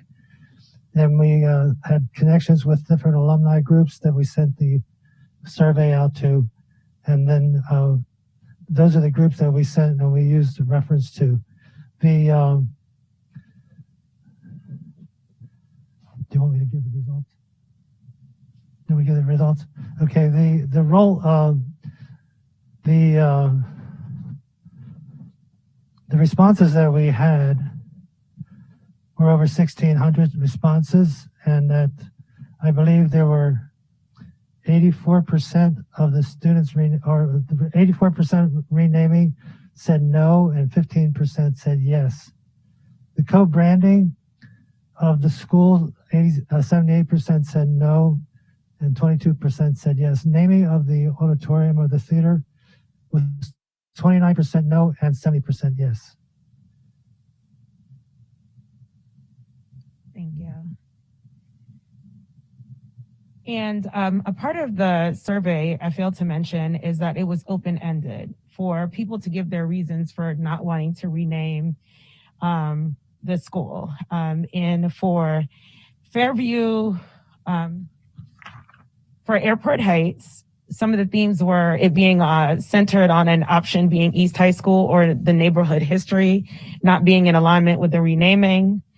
Fairview, the themes were centered on political leanings, though they were greatly in favor of renaming or neighborhood history. And for East Anchorage High School, the themes were centered on legacy, family tradition, or recommendation of the name being used for an elementary school. And so the recommendation was. Yeah, thank you. can continue, yeah.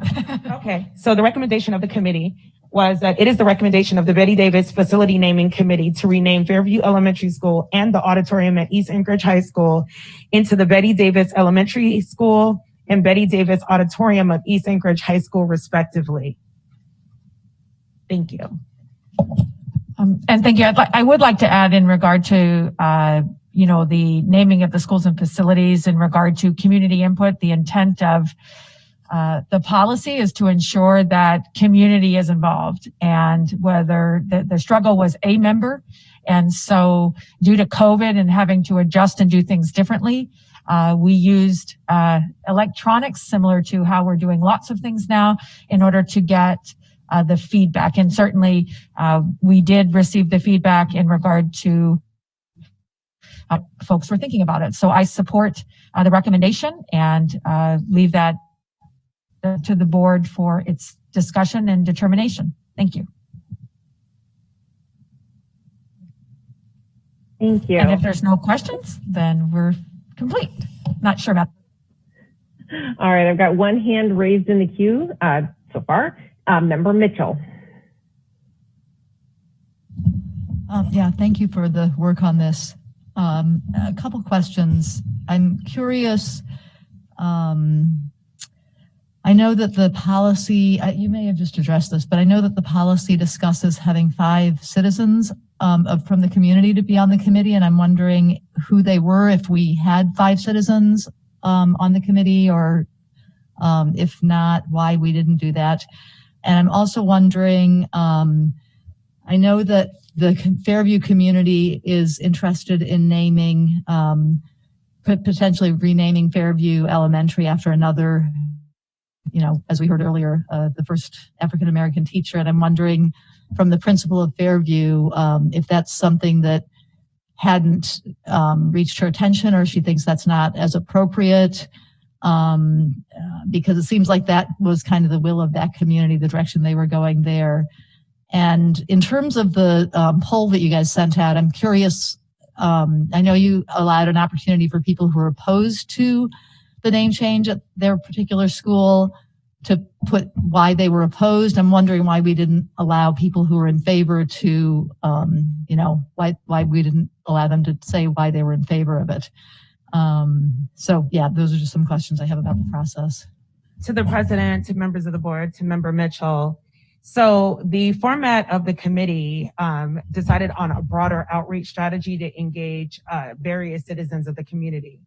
Before the survey was decided as the outlet or the means to which collect the insight or the opinions of the respective residents of each community, principals had been talking to their PTA presidents. They had been talking to members of the community. The principals were the outreach persons in order to be able to engage the community. So that's the process in which we did things.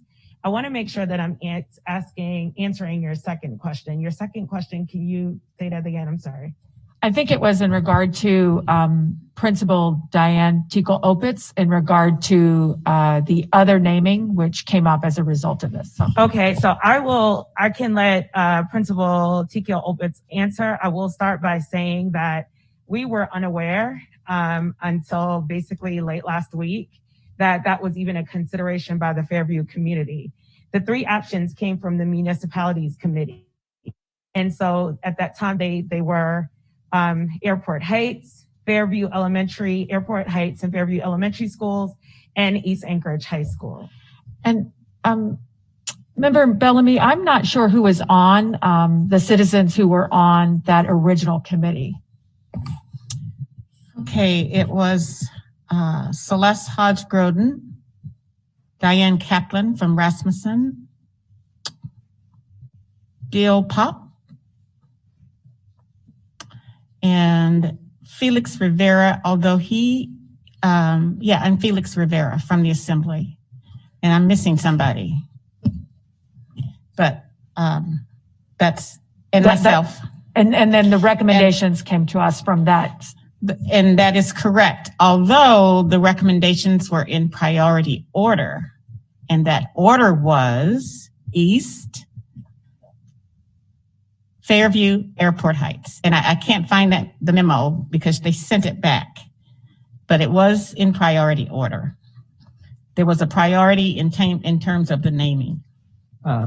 Member Bellamy, through the president, it is in the December memo, which I know we as administration have, so I'm sure we can get it for you. Okay. So we'll turn it over to, did you want to speak any more, Diane, to that, or?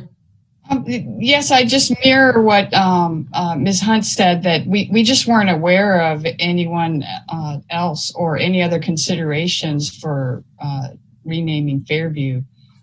It just only came to light last week. It's not that we're opposed or anything like that. We just didn't have that information.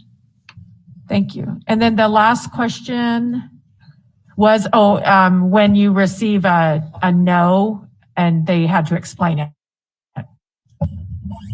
Sure. So at the time of creating the survey, we wanted to make sure that the survey was short. And we wanted, just for reference, to be able to cite the trend of why people would say no to the renaming of either three of the schools. I will say that the participants shared positive and they answered the question directly, and some shared positive sentiments in remembering the late Senator Betty Davis.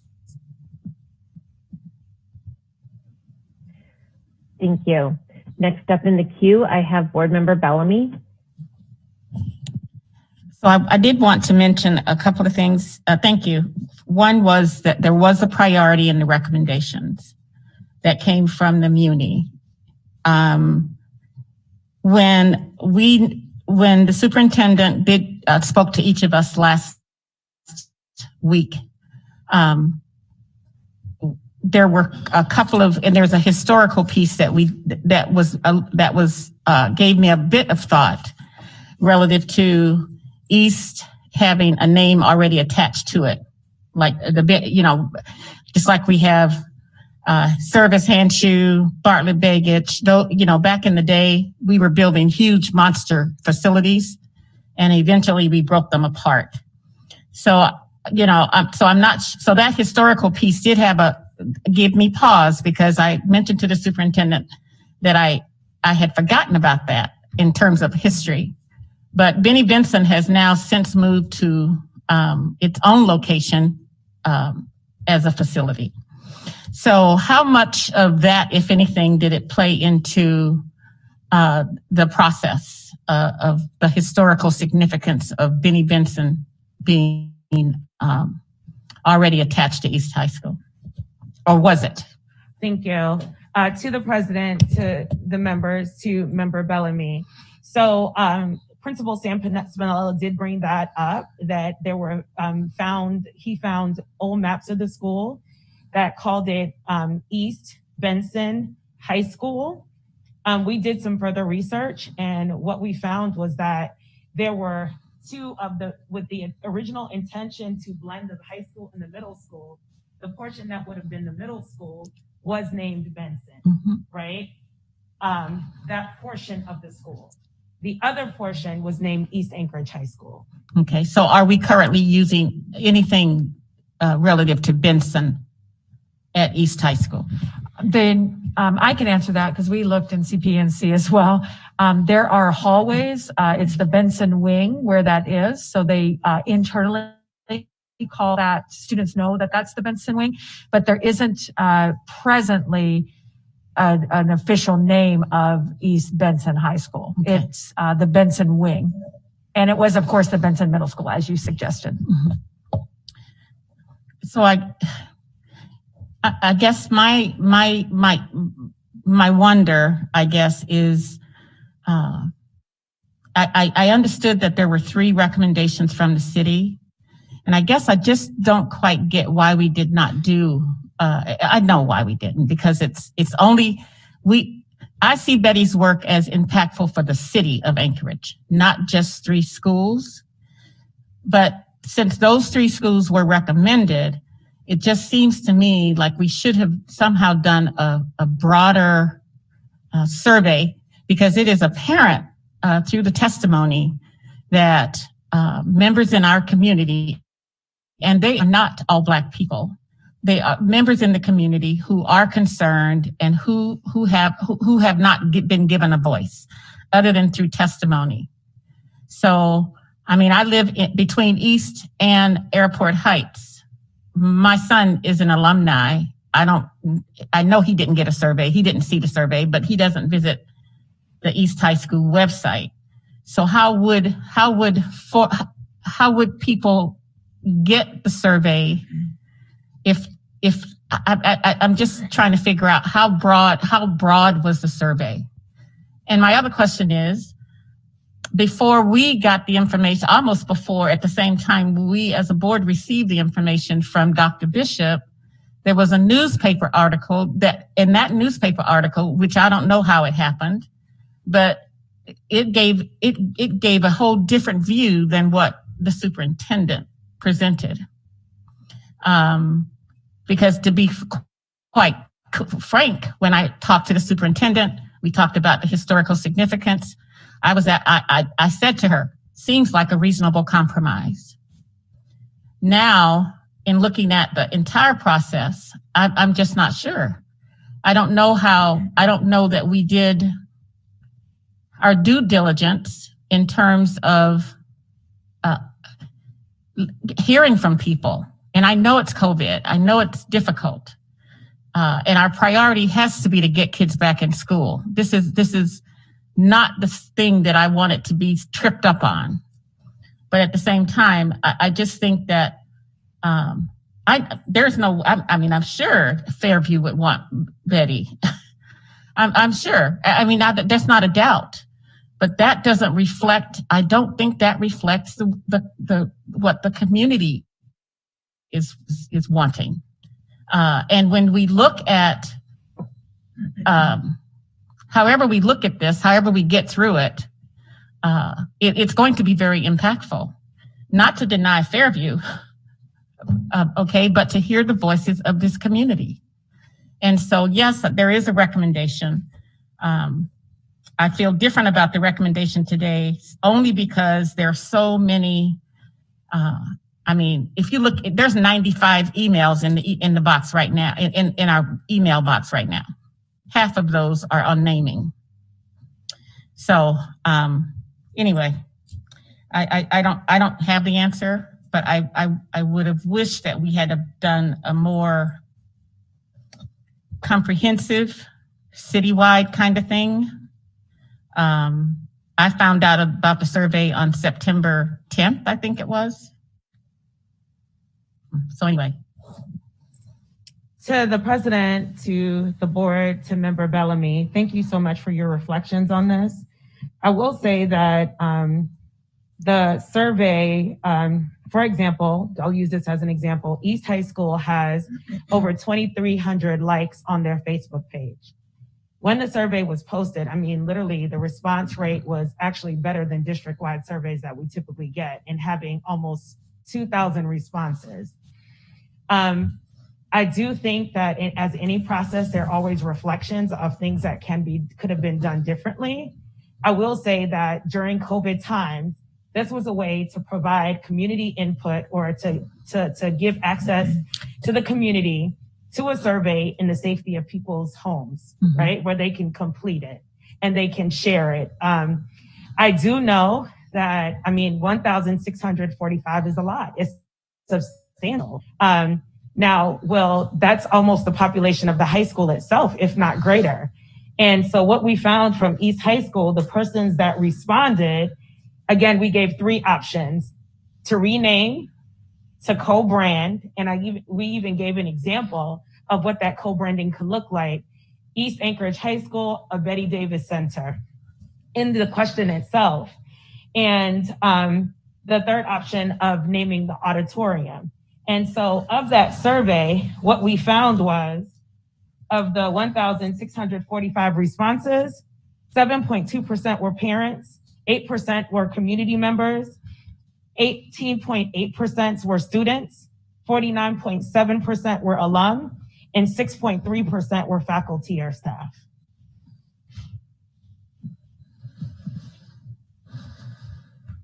Thank you. Next up in the queue, I have Board Member Thank you. Again, I'm just a little puzzled. Let me go back to the policy. I just had it up. Bear with me for a second. Too many screens. Hang on. The do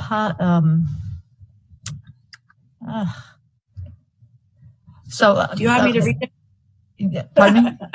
You want me to read it? Sure. Yeah, that would be great, Alicia, if you have it up. BP 7911, the superintendent or designee will be responsible to appoint a committee for the naming of schools, facilities, fields, and other areas. And then there's a corresponding AR for administrative regulations that mentions some of the committee stuff that people have talked about. So the part that I wanted to just reread was the part that said that it would consist of at least 5 community members, and then also the outreach that they recommended. I guess I'm just concerned. Do we know? I have heard through phone calls, through text messages, through personal emails, through school board emails.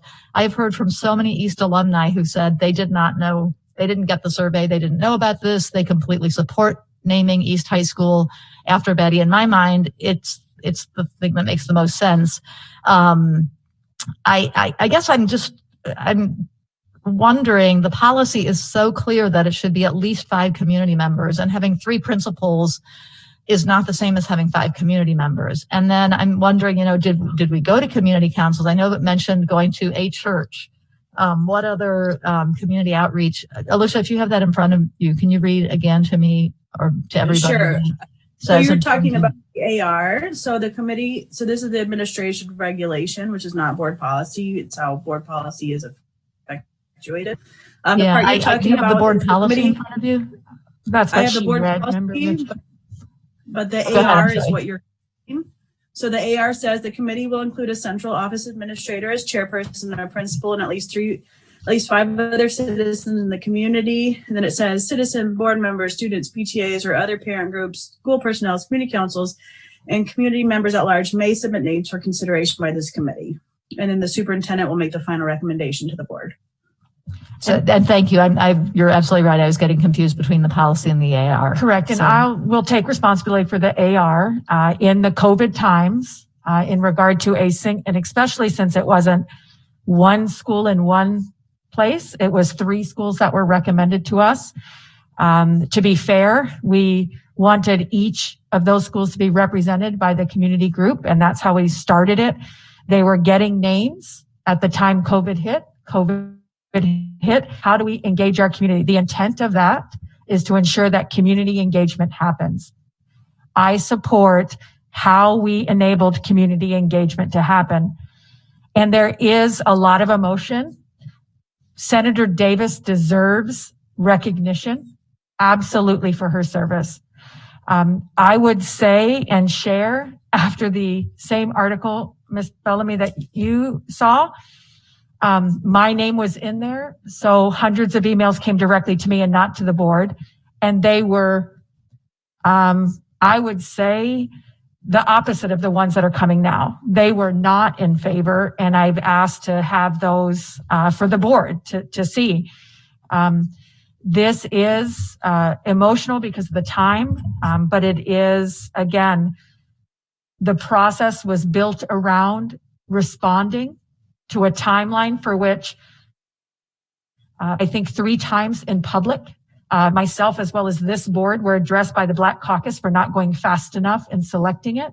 That member, Senator Davis, deserved to have this. And so we kept that in mind about their request to be able to do this. And at no time did I expect that the community involvement in a larger sense, trying to engage people electronically, would be determined as kind of a negative thing. It was honestly, in hindsight, I see, if that's what it would have made people more comfortable is having individual, just 3 people decide.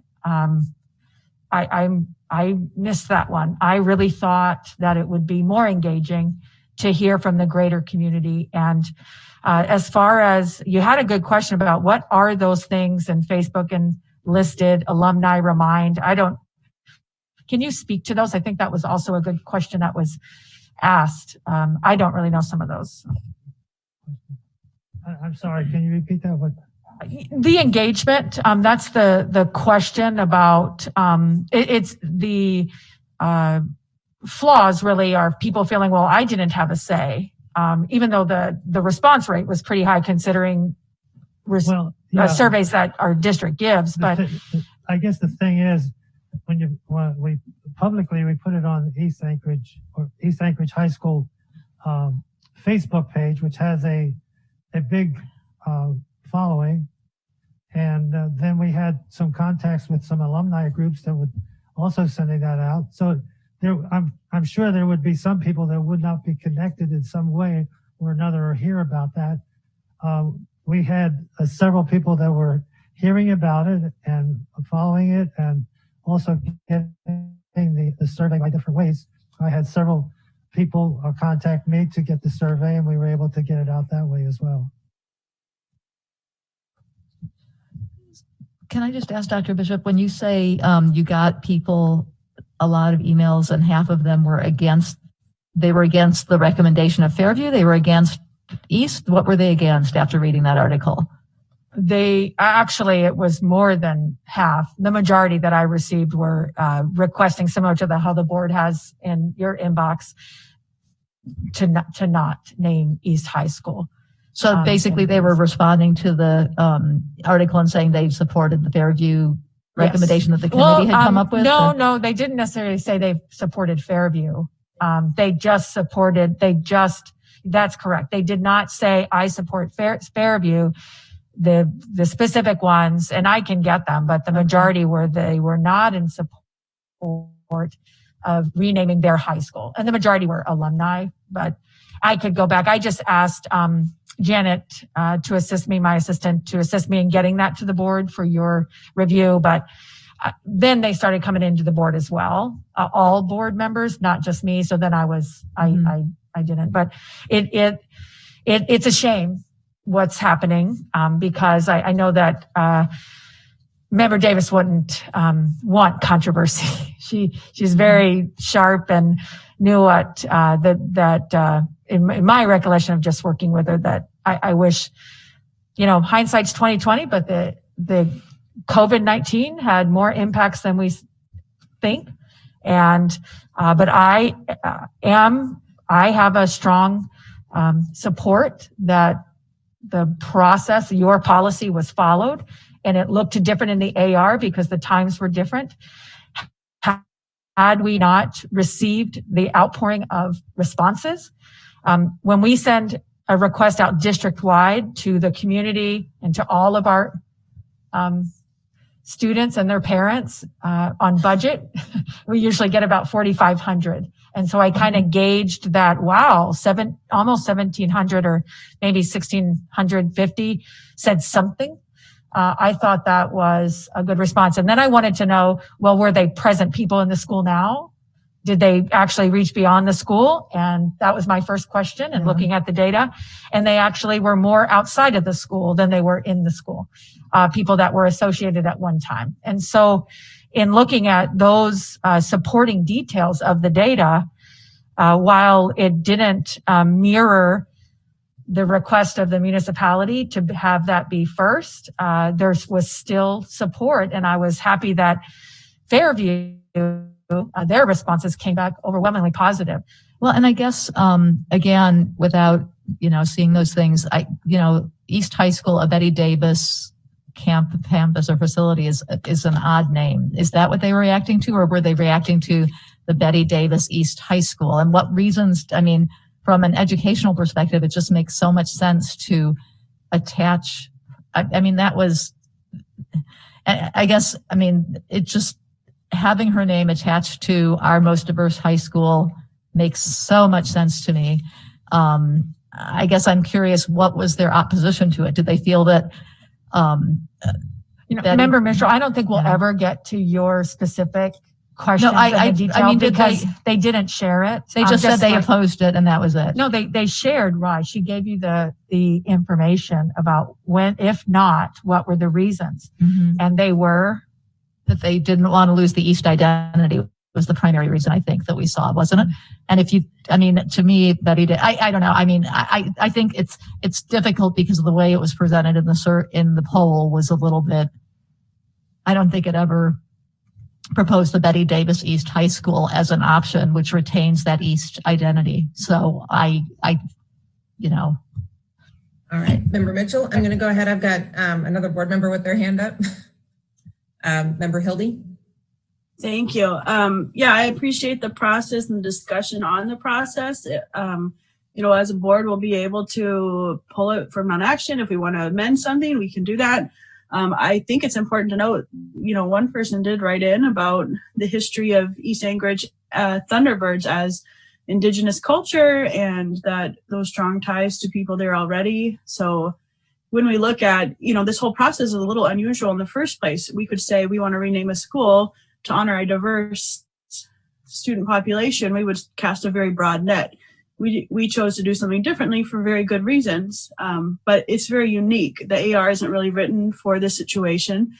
This is where we're at, and this is the point we're at. So I just encourage board members, we'll go through the process. If you want to make a motion to amend something, we can do that. And or if not, well, then we can vote to table things, we can vote to amend, we can do lots of things, but just we'll go through that process. Thank you. And I know we are having the conversation right now. It is a non-action item today with, depending on the outcome, a potential action item in 2 weeks. Member Marcette, I see your hand raised. I have a comment on this, but actually my question is in the first part of the superintendent's update. I did go through all the emails that we received, and it is about 50-50. I mean, I want to do whatever the community wants to do, and I support the community in that effort. But I do see 50-50 in the emails that were received, and I just went back through several of them just now just to kind of confirm. There's a lot of them. But there are more about opening our school than there are about naming East High School after Betty Davis. And Betty Davis was a very close friend of mine. I took her back and forth for board meetings many times, and I do value the input that she's given to our community and what she's given to this community. So the process will happen. As Alicia Hildy has explained, and I'm sure that we'll have more discussions on this. But I do want to ask about, and actually it's, and I'm sorry, I can't remember your name, but it's our director of nursing. And, you know, when we talk about going back to school, is it safe to say that with more testing, and I mean, on every corner, it used to be that drugstore, now it's COVID testing. I think that's a new motto. And I kind of think with all the new testing and the fact that people were having symptoms that they didn't even know about, that there were the same amount of people walking around with COVID-19 as there is today, but just because there wasn't as much testing and people weren't thinking, oh, it's just a cold or something.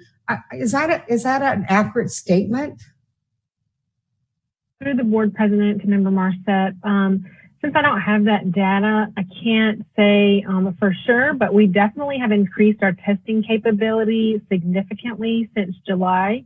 In the beginning, we were only testing people after they had symptoms for 2 or 3 days, and then the tests were coming back negative. But what we didn't know back then was that it's key to test the first or second day of symptoms, because that's a more accurate reading because your viral load is higher. So as we've progressed and learned so much more about this virus and increased our testing capabilities, our numbers have went up, but we have done quite a bit of testing and quite a bit are also coming back positive, which is expected. Well, I will just say right now, with everything that we've done in preparation for what would have been a school start, I am in support of starting our schools as soon as possible back in classrooms. So I'm just going to put that out there publicly and say, Dr. Bishop, I support you. When we can go back to school, let's do it. Thank you. I don't see any other hands up in the queue. And so at this time, I would like to go ahead and continue working through our agenda. Thank you, Dr. Bishop, for the update. Next up is our consent agenda. And Member Bellamy, if you will kick off the first motion, and I will be asking Katie to do a roll call vote since so many of us are on Zoom today. Yes, Madam President. I move to approve ASD memorandum numbers. Yes, I'm on the right one. Number 030, and authorize the superintendent to accept a grant from the Alaska Department of Education. Margo. That's our action items. We need to do our consent agenda first. Oh, the consent agenda. I'm sorry. My apologies. I move to approve the consent agenda consisting of ASD memorandum number 032, the personnel report, and our executive and regular session minutes of August 18th. Gotta hear them. Have a second. Is there a second? Second. Thank you. Katie, if you could please do roll call for us. Member Holloman. Yes. Member Marset.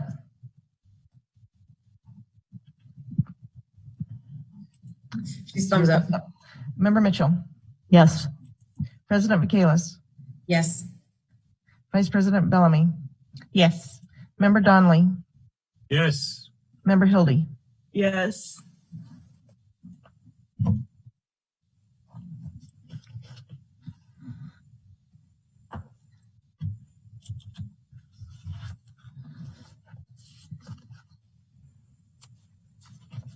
I don't know if we're going to do a screen share, but I do know that the consent agenda passes with 7 yeas and 0 nays. And so now we can move on to our action items. And Member Bellamy. I move to approve ASC memorandum number 030 and authorize the superintendent to accept a grant from the Alaska Department of Education and Early Development Migrant Education Program in the amount of $60,000 to purchase books and reading materials for distribution to eligible migratory children. Second. Thank you. Just as a point of clarification, nobody had signed up for public testimony on our action items. So at this time, are there any board member comments or questions on ASD memorandum 030? Seeing none, Katie, if you could please do a roll call vote. President Michaelis. Yes. Vice President Bellamy. Yes. Member Donnelly. Yes. Is that a yes? Member Hildy. Yes. Member Holloman. Yes. Member Marset. Yes. And Member Mitchell. Yes.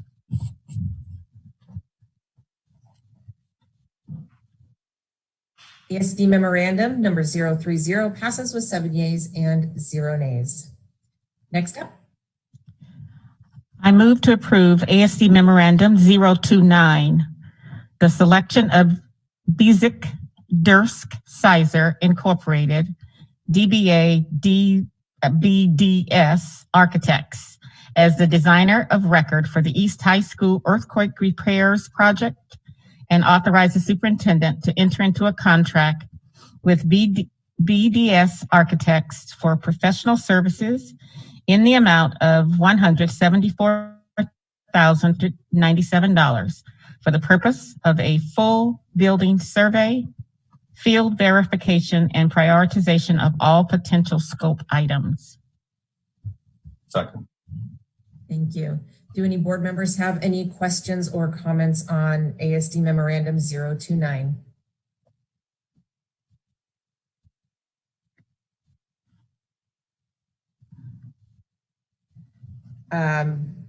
Just as a point of clarification, the full motion, just to make sure that board members do see this before they vote, the part that reads, additionally, the administration recommends the Anchorage School Board increase authority to execute future contract amendments to $950,000. A future amendment is anticipated for the remainder of the design and construction administration services that will increase the total design fees over the $500,000 mark. So before we voted, I just want to make sure that that was read on the record and board members knew they were voting on it. And seeing no comments or questions, Katie, if you could please do a roll call vote. No. Member Mitchell. Yes. Member Marset. Yes. Member Holloman. Yes. President Michaelis. Yes. Vice President Bellamy. Yes. Member Hildy. Yes. Member Donnelly. Yes.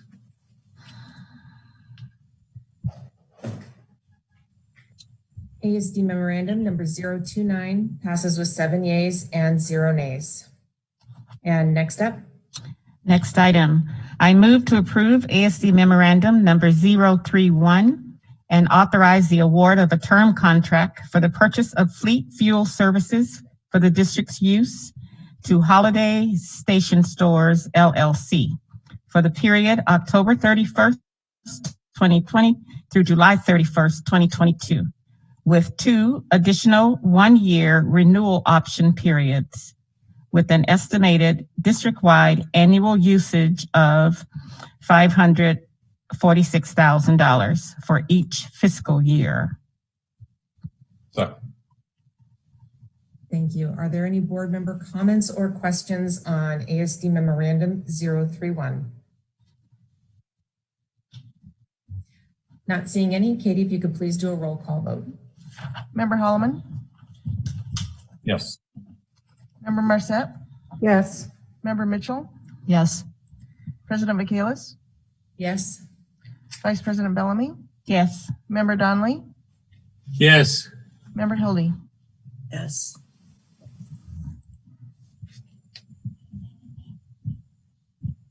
ASD memorandum 031 passes with 7 yeas and 0 nays. And next item. Next item. I move to approve ASD memorandum number 038, the draft goals and guardrails outlined in this memorandum. Second. Do any board members have any comments or questions?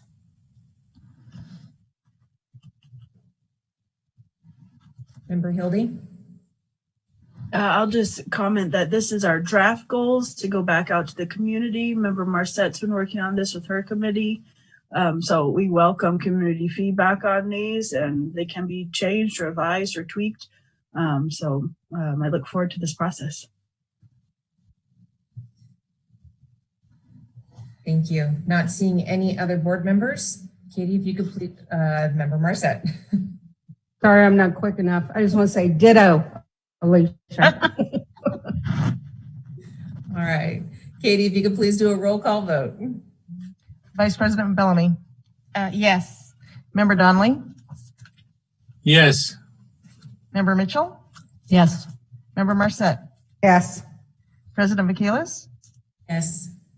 Member Hildy. Yes. Member Holloman. Yes.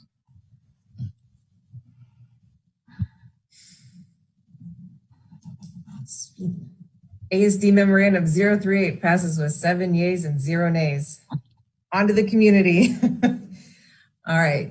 That's the end of our action items. Next up, we have on our agenda are the non-action items. Is there anything that anybody wanted to pull for further discussion? Member Hildy? Thank you. Could I pull AST memorandum 36 and 40? And Member Marset? Can you scroll down so I can see them? Is that possible? I want to pull the one on the school start update. Okay. 35. Oh, no, that's not it. Where is it? Yeah, just item number 1. 1. Yeah. Okay. All right. We've got 3 items pulled. Here we go.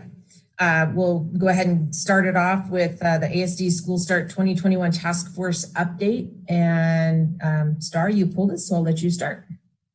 I think this has been really hard for everyone, and I know how hard it is with the fear out there, but I have to agree with Dr. Bishop. I don't know how soon we can get kids back in school now with the changes, but even at home, I see And even with other kids, I see boredom. I see thoughts of suicide. I see grades just plummeting. It's not that I want to put our kids in an unsafe environment, because I don't think that's what we're doing. But I think for the mental health and just for the continued health of our students, mentally, everything I can think of, we have to get them back into school. Everything Dr. Bishop said, I'm seeing it in my own family.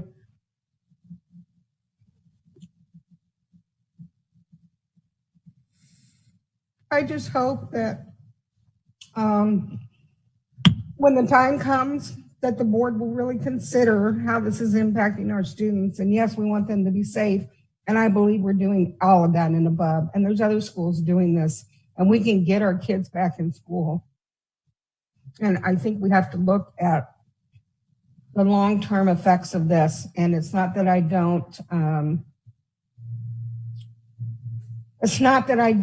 understand the risk for our teachers that they put out there, but there are options for everything. If you look at grocery store workers, if you look at nurses, they're all doing what they have to do. And I'm not trying to minimize anything for anybody, but I'm just saying, as a school district, our job is to educate kids. And so we have to do what we have to do. And by golly, if you want me in your classroom all day to be there, and I can be there, I'll be there, because I will be where the kids are. So I just hope when the time comes, and if I'm not on this board, I hope the board really considers what's best for our kids. Thank you. Sorry, it wasn't really a question, it was more of a comment. Thank you. Next up in the queue is Board Member Bellamy. So I just had a follow-up to Star's comments. Dr. Bishop, I don't know that the board, we have not been, as a board, I don't know that we have not been supportive of the plan to get kids back. I mean, we want that to happen as well. So the thing that kind of sticks with me, though, is that 25% of our teachers who won't go back, they have options, right? I mean, they have options. Can we run schools on 75% of our teachers? And how will we get around that? How I just don't know. Not that it's sure.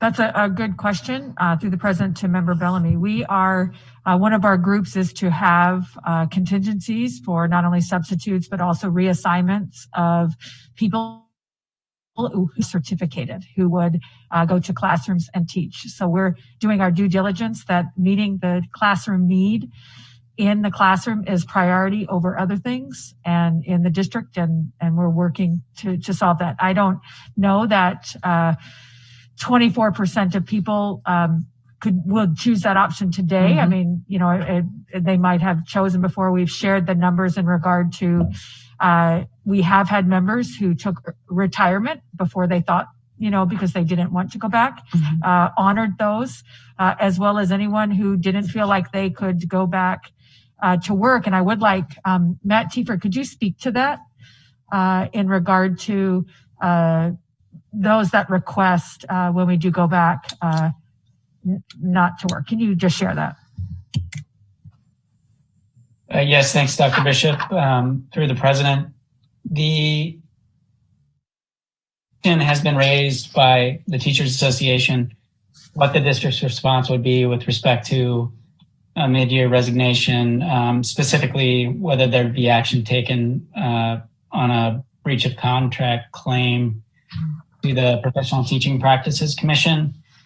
And I have indicated to the association that the district would not have any interest in pursuing such a claim if the resignation in fact relates to a concern about returning to a work environment where they don't feel safe. So, nor frankly do I think the commission would have any interest in pursuing a licensing restriction related to a bona fide concern about returning to a workplace that the employee is not comfortable to return to. So I've made that clear in my communications with AEA leadership. There's no intent to be punitive. That's not to say it wouldn't be disruptive to our operations. So there need to be a case-by-case determination as to the reason for the mid-year resignation, which is typical for our protocol in making a determination whether there should be a PTPC referral. So that process would be followed, but I can make that commitment to this board, as I have to the association, that it's not the district's intent to be punitive if someone has that concern. And that was just Member Bellamy, a reach out from your original question. But again, all hands on deck. And I appreciate your public comment in regard to supporting kids going back. I want to share with this board that I have not felt the majority of the board say those things to me and give me that feedback. And so I do appreciate the comments made this evening.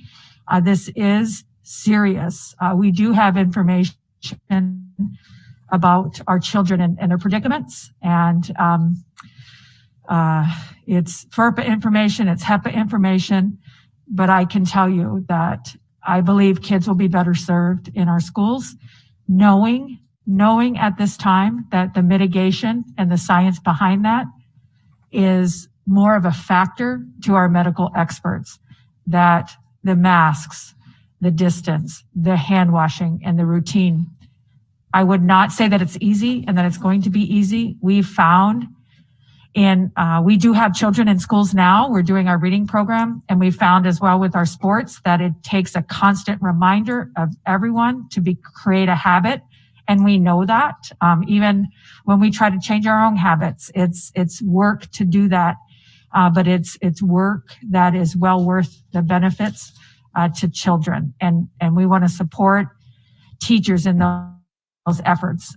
And I do want to share that many teachers have reached out, heartbroken over the circumstances of their children. And they are doing their best. Again, I don't want to say that it is a lack of effort. It is not. It is 10 times more difficult to do their job today as a teacher via Zoom, via virtual, than it was last year. It's not about efforts. It's not about will. It is about the outcomes and the reality of what's happening to our youth. Thank you.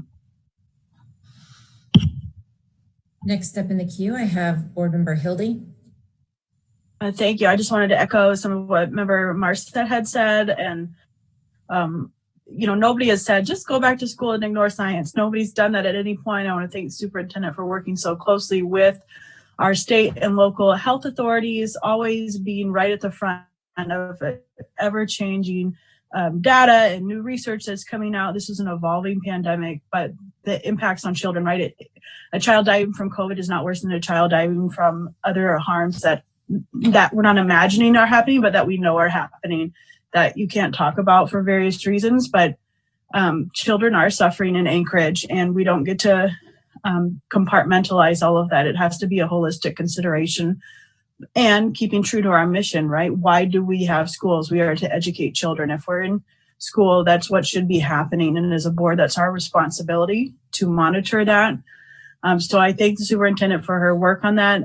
I don't know how that can go. If it's some kids, if it's stepwise, if, we talk about the metrics for opening the whole district or opening up elementary, but it doesn't necessarily have to be all of those things. So I thank you for all the people who are working to figure out that very complex way forward. Thank you. Next up in the queue, Board Member Holloman. Well, this gets complicated pretty quickly. There definitely are people in the community that are saying just open, it's safe, there's no evidence, etc. The feeling I get from most people is they don't feel like it's safe. They don't feel prepared to let their kids come back yet. And it is really difficult. And I'll say that as someone that spent years in the classroom, you know that for a certain number of kids, school is the safest, cleanest, healthiest place they spend very much time. It's not simply that they learn things and they get smarter. It's their safe place. It's where there are rules and structures and they don't get hit, they get some food that is healthy.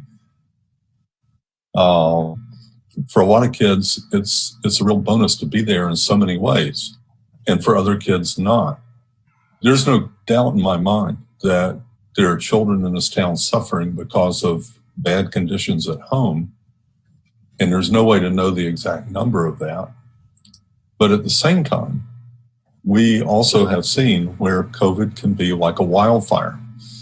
And right now, we're in a spike up. We've had the longest stretch of new cases per day over 10 days. We just got the highest per day case we've had since this whole thing started. And there's a reality that our schools, our buildings are something like giant lungs where they inhale in the morning with hundreds or over 1,000 kids, and they commingle for a bit, and then they exhale back into the homes and apartments and wherever kids are living. So the potential isn't just about staff or even just about our children. It's the potential for making COVID move through the whole town. And I don't think anybody is sure yet exactly how much of a vector schools will be in that case. But I do applaud that the superintendent has laid out a plan that's got metrics. We can watch those. We can watch what's happening. We can kind of see what's coming. I think if we're going by those, then people will know in advance when we're approaching a time where we're going to go back, and they can prepare for that.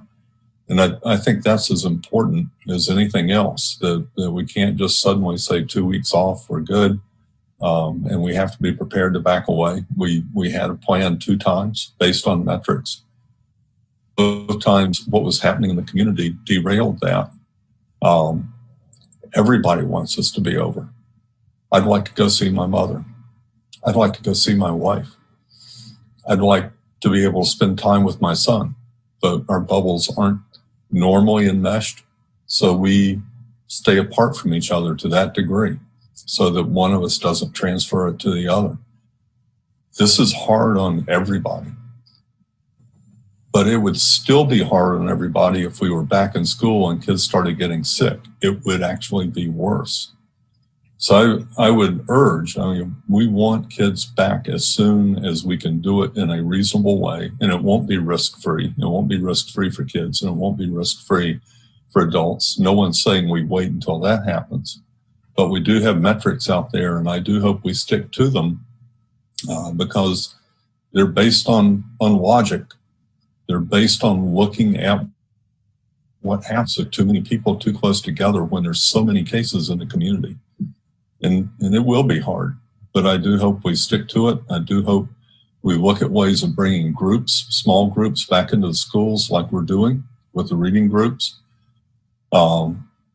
Athletics, I would say, is something of an experiment that made sense because, again, you're working with small groups of students. We've got some leverage over them. They want to be there. We still have had issues with getting them to obey the rules, even though we could make some clear sanctions about that. So we're experimenting and we're getting some kids back in there. It's not going all that well.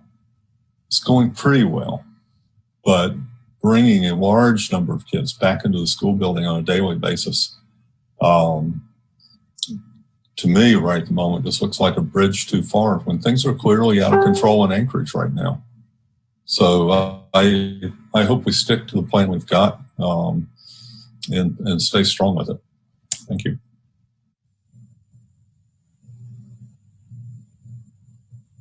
I don't see any other board members' hands up in the queue right now. And this is always going to be, a topic at every meeting, and whether it's at meetings or our inboxes or our council meetings or our cross sections of the community, that we all talk to, this is going to continue to be a discussion. But it is good to hear everybody wants to do what's best for the kids, and the understanding that there is a lot more, to the questions or the metrics being looked at. We're looking at the broader child in the broader community, and just appreciate the conversation. And next up, Member Hildy, I believe you pulled items 3 and 4. We'll start with ASD Memorandum 036. Thank you. Yeah, this comes from the Governance Committee. It's on community events and invitations. It's saying that if board members get invited to community events, of course, you encourage people to go, and that you can either pay the fee yourself or submit a request for it to be paid out of the school board account. I just wanted to, I don't like to wait until the week of if somebody wants to change something, but I don't plan to support it. I don't want, I think our salary covers this sort of thing, and I want every dollar going into the classroom. So I don't want to spring that on people next week as a vote. I'll just put it out there now, and if somebody has discussion on it, that's great. But I just want to be open about what I plan to do. Are there any other board members with comments or questions on ASD Memorandum 036? Member Marset? I don't know if I heard, you're not going to support it, Alicia? No, I mentioned that during governance, that okay. Because I just don't want any more money coming out of going to the classroom. But there was support in governance, so we push it forward, and that's the appropriate thing to do for the full board to consider.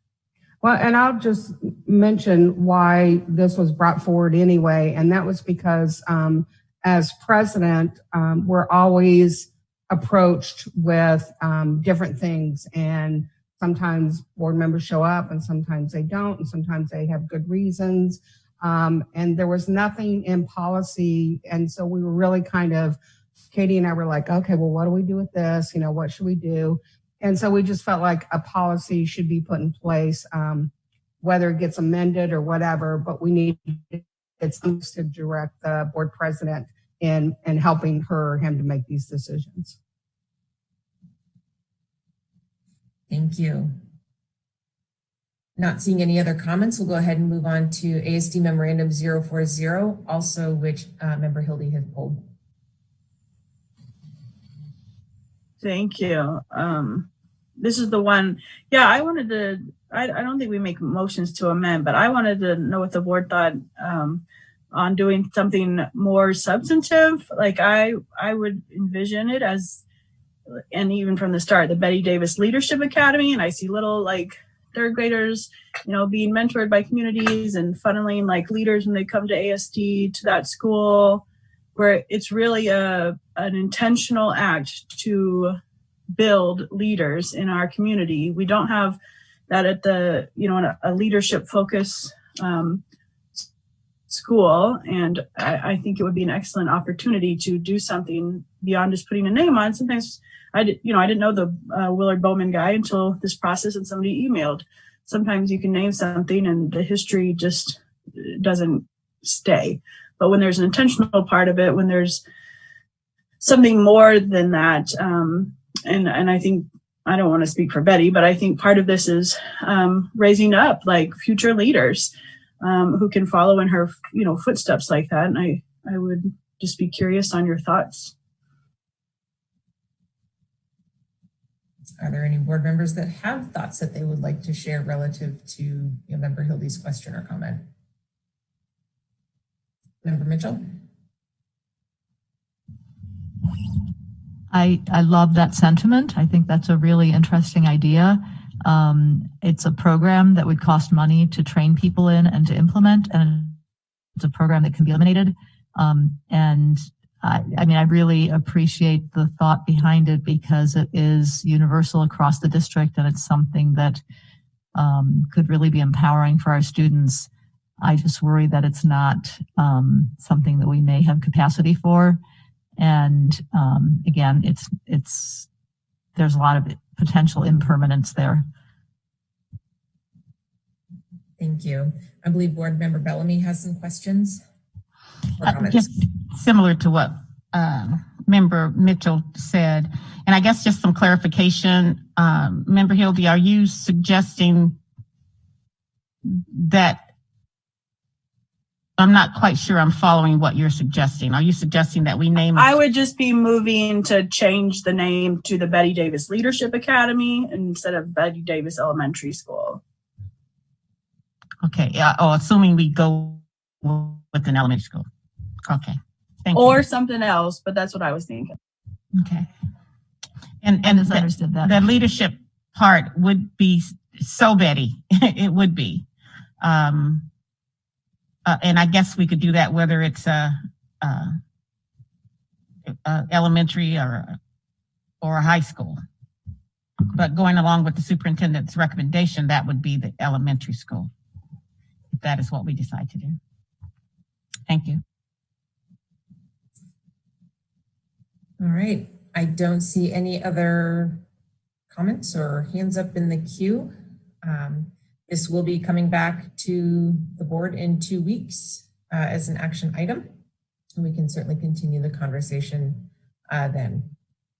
Moving on, the second public testimony, I do not have the 3 people that were missed in the first round. I don't see them as being called in at this time. And so hopefully we can reach out to them and maybe get their written comments if they would like to submit them for us. Moving on to new business. So I've got a couple of things, and I apologize for not having them, kind of out ahead of time. In our last, the first one I'm going to talk about is at our last joint meeting with the Assembly, we had talked about possibly moving the time to later in the day to make it more easily accessible to more of the public instead of the 10 to noon, which we have traditionally done. And so Chair Rivera and I, as well as Katie and Barbara, the Muni Clerk, have gone back and forth on some potential options. And we looked at, for the next 2 meetings, Monday, December 7th, from 4 to 6 p.m. at the ASD Education Center. That's traditionally our meeting at the ASD. And then Monday, March 8th, 2021, from 4 to 6 at City Hall. Monday, March 8th does happen to fall at the Monday of spring break, but the Ed Center is still open and active during that time. We did clear that, and it works better for the municipality because that is traditionally the budget meeting that we have, and earlier in the month happens to be better. And so December 7th and March 8th from 4 to 6 were the proposed times, and I wanted to do a quick straw poll of the board to see if they would be in support of accepting those 2 dates and times. And so I'll just kind of do a quick rundown of board members. Just give me, thumbs up or thumbs down, I suppose. Can you say those times again? 4 to 6 p.m. on Monday, December 7th and Monday, March 8th. Can we start having meetings a little later in the afternoon? I mean, the municipal charter specifically envisions people being able to have ordinary jobs, and, like a 4:30 or a 5 o'clock start time is much more conducive of complying with the intent of the charter. Our meetings have been creeping more and more into the earlier afternoons more and more frequently, which makes it more and more difficult for people with ordinary employment to attend those. And this is the point of this conversation. If, this board would rather do something like 5 to 7 or something along those lines, that is the point of the conversation of moving it later in, the day, knowing that 10 to 12 was, a concern of the community that was recently voiced. And so that's where I'm wanting to know. And so Dave, you're suggesting 5 to 7. Katie, you have your hand raised. That's for Member Bellamy. Her got it. Okay. Thank you. Now I know. Member Bellamy. Mondays, I can't do Mondays. Between 5 and 8, I can't.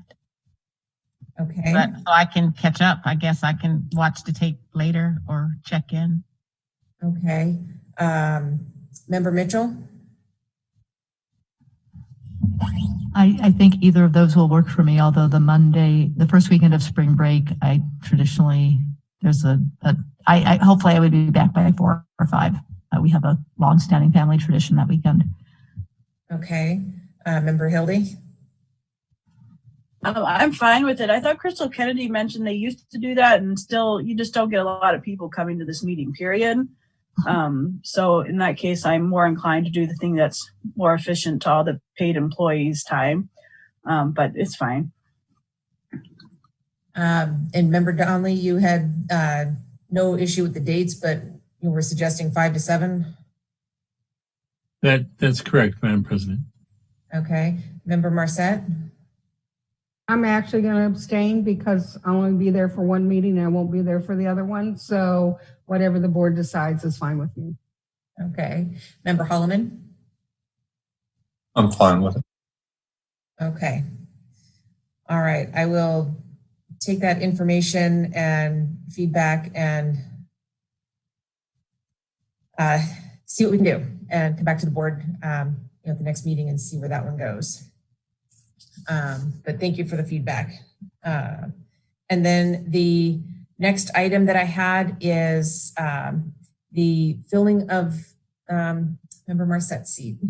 Wanted to take a look at the process and go through policy and all of that kind of stuff and start the conversation.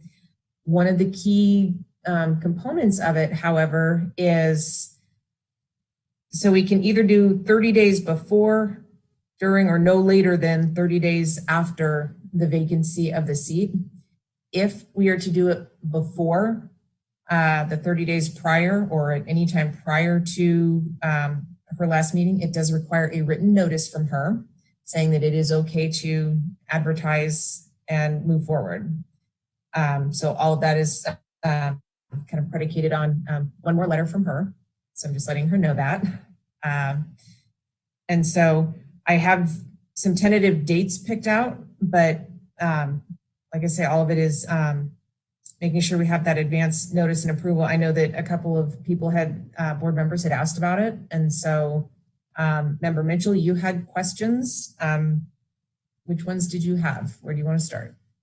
Well, I guess, I don't know if we want to do things one at a time, but a question that I had is, when we rewrote this policy, and thank you, Member Hildy, for spearheading that, we did it to just streamline the process. Since then, the Assembly had they had to replace a member when Assembly Member Amy Demboski moved to a different position, and they intentionally chose a person who would not run for election and who could hit the ground running. And it made me think about the fact that, originally as we were approaching the process initially, we thought that the person that we appointed filled out the remainder of the term, but they don't. They only fill out those last few months until the following election. So it got me thinking about the fact that there is a learning curve when people join the school board. And does it make sense to have somebody who is appointed, is going up that learning curve, and is going to run in the next election? It seems like a lot. So I just wanted to ask my fellow board members what their thoughts are. Because we could, going into this process, specify that we would like somebody who, I don't know if there's anybody available. There's 11 Assembly members. There's only 7 board members. I don't know if the Assembly had the good fortune that they had people available who were prior Assembly members and who could hit the ground running. I don't know that we are in that particular situation, but last time around we did end up choosing somebody who really had a lot of knowledge of the district and didn't want to run for election. So I think that ended up in some ways working out quite well. So I just wanted to ask board members what they thought, if we want to maybe have that be a parameter, or if we don't think it's a big deal for somebody to be filling a vacancy for the last few months, getting up to speed, and also running a campaign at the same time. Member Hildy, you have your hand raised. Thank you. And those are one of the issues I mentioned to Member Vacalis. I sent her a summary of our policy and broke it down for this particular situation. That was a criticism I had when we did do filling Betty's seat temporarily, because we kind of talked about it at that meeting, and I thought we should really have clarified if we as a board only want to fill it for that temporary piece, than to like be considerate of the people applying and their time when you communicate that. I support doing that, because I don't think somebody who's campaigning can, you know, be a really effective member for those 3 months. And we need somebody who can, you know, really help. So I would absolutely be in favor of communicating that we're really looking for somebody, if that's what the board is inclined to do, but just for that temporary time. And Member Marcette, you have your hand raised. So I actually think that's a bad idea, because every board member runs for re-election. Every board member, Andy Holloman is running for state senate right now. That is the democratic way. I mean, that's what they're supposed to do. To say that we're only going to fill this with past board members if they're out there, I think that's not always the best choice.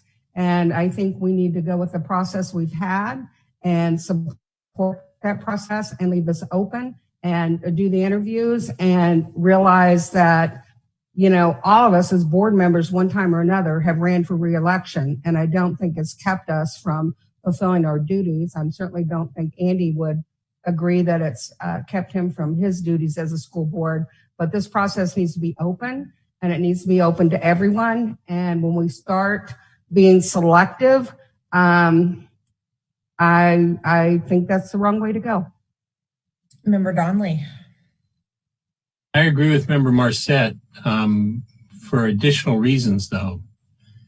Let's say that 4 members of the board decide, well, we're only going to accept former people or people who already have done it. That, I think, is completely inappropriate, because that's like pre-deciding ahead of time and saying that the other members don't even have a say in it, what the final outcome is. I think that's really a bad idea. I totally agree on to be open to anybody who wants to apply, who's eligible to apply and serve. And that if you as an individual board member want to state that your criteria is that, that's completely appropriate. I mean, if you want to announce that your criteria is, I'm looking for somebody who's doesn't want to run for the office and has some prior experience, that's reasonable. But it is not reasonable to try to utilize a majority of the board to dictate that policy to other members. Member Mitchell.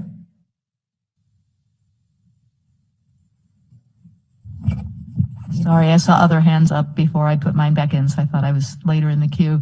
Yeah, and I definitely respect what members Donnelly and Marcette are saying, and I guess that isn't completely what I meant. Or I guess I should explain it a little bit more. I agree that Andy Holloman is able to run a campaign for a different office, and Elisa Michaelis had thought about doing the same thing. I think it's a little bit different when you're an experienced board member, but when you're trying to get up to speed, and you're running a campaign at the same time, I think that's a lot. And I'm not trying to dictate anything to anybody. I just wanted to raise it as something to consider. And Member Donnelly, I absolutely hear what you're saying. I used that as an example. I'm not saying we would necessarily say that a prerequisite is that you have to have been a prior board member, but I do think that having, again, Mr. Foster, when he stepped in, had not been a board member, but he had certainly been around the district for a few years, so he knew how things worked. And I'm not saying that would be a prerequisite either. I just think it's a lot of work to come up to speed and be running a campaign at the same time. So it's just something I wanted to put out there for people to consider. Member Hildy? And my criticism was that at our last process through this, during that interview process, board members started saying, oh, I think I just want somebody for the interim. And if that's going to happen, it should be communicated ahead of time. We can do either way. It doesn't really make a difference to me, but I don't want it to be that we didn't talk about what we really mean through this process. And if the board as a whole says there's no possible way we're going to do it, then don't waste people's time. I mean, that's what it comes down to. And I don't want new issues to be raised just like at the last minute. That's not fair to the candidates. It's not fair to their families and the time they're spent. It's a lot of work those guys put into that last round. So just that we're respectful of the people who are applying. Member Holloman. I do want to say it was a goal in my life to be on the board long enough to hear Member Donnelly agree with Member, and now I feel like I'm not sure what I have to live for now, but I'll think of something. I agree with what they said though. This is supposed to be open to the public, and it should be open to the public, and we're going to get a pool of applicants.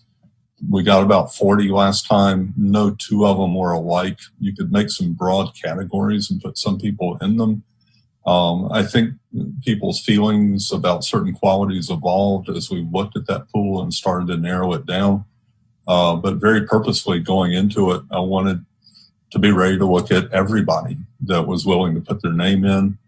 As a public board, I think we owe the public that.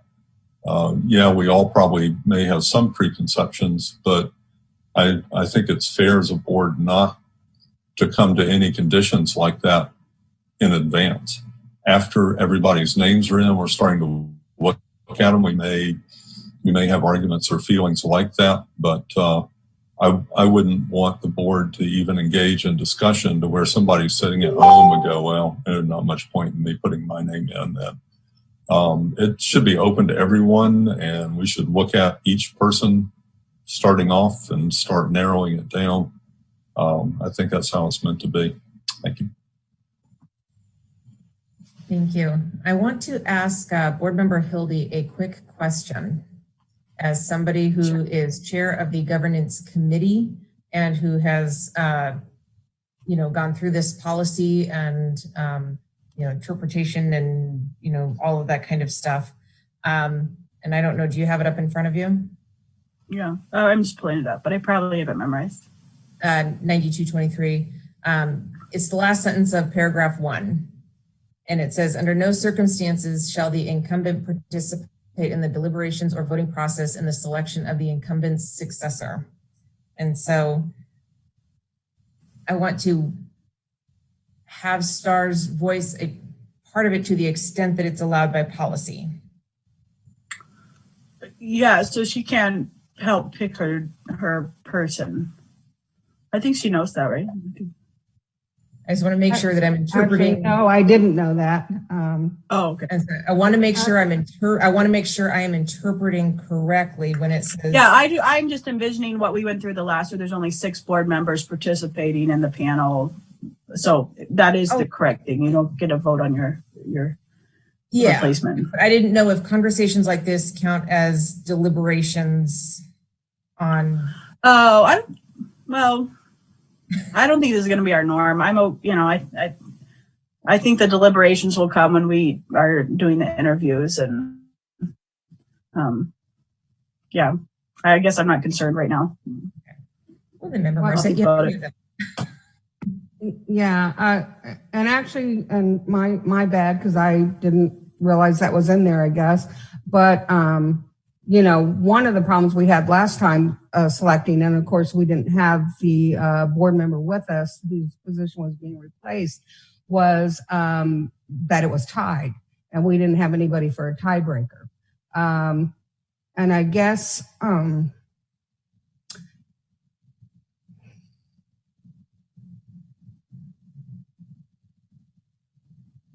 kind of sad that I don't get to participate in that process. I'm sorry, this is still very raw with me. And the other thing I did want to mention is that this isn't a couple of months, it's a year and 4 months that this board would be serving. So it's not like they're going to be on there for 6 or 7 months. They are going to be on there for a while. Member Hildy? No, they'll just be on there till the general election. And then on the ballot will appear a 4th board member position for the remainder of STAR's term of 1 year. So that's from state statute. Okay, I didn't realize that. I thought they would be through the term. We were confused too. That's why I had to do the work to figure it out. Okay. Yep. So clearly we have more conversations, to have. And as I had mentioned, in order for us to advertise it on the leading edge of it, the 30 days prior, or to start that process ahead of time. It will require Member Marsette's written approval to do that. And so until that gets submitted, I hesitate to put dates out there to set an expectation until that process, we're following our steps in order. And so appreciative of the 3-month lead time, but we want to just follow our process. And as soon as we have it, laid out and nailed down in terms of timing, it will get out to the community, so that can be done. And so were there any other board member comments or questions on the board vacancy topic at this time? Member Bellamy? Yeah, I'm sorry, my computer died. No, it's good. Different perspective as a person who went through the board's process. It was long and it took all day. And I'm not sure if there's a way to maybe not put it all in one day. If you have 40 people, split it up.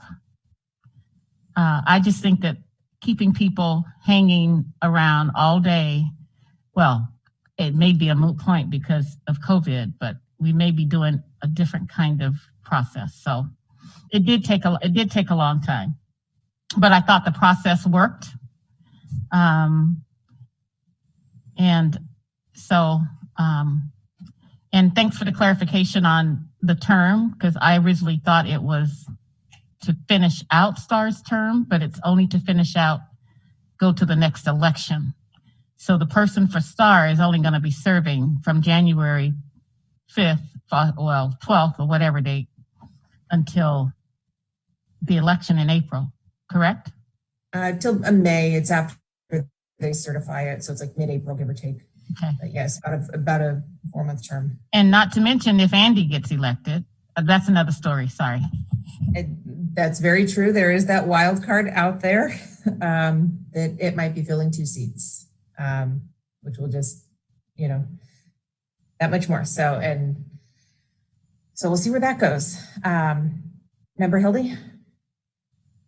Yeah, I just wanted to mention that last time we kind of voted privately. It is supposed to be a public vote. So just for board members to be, aware of that, it's going to be a public vote. If your friend's running and you got to vote against them, they're going to know.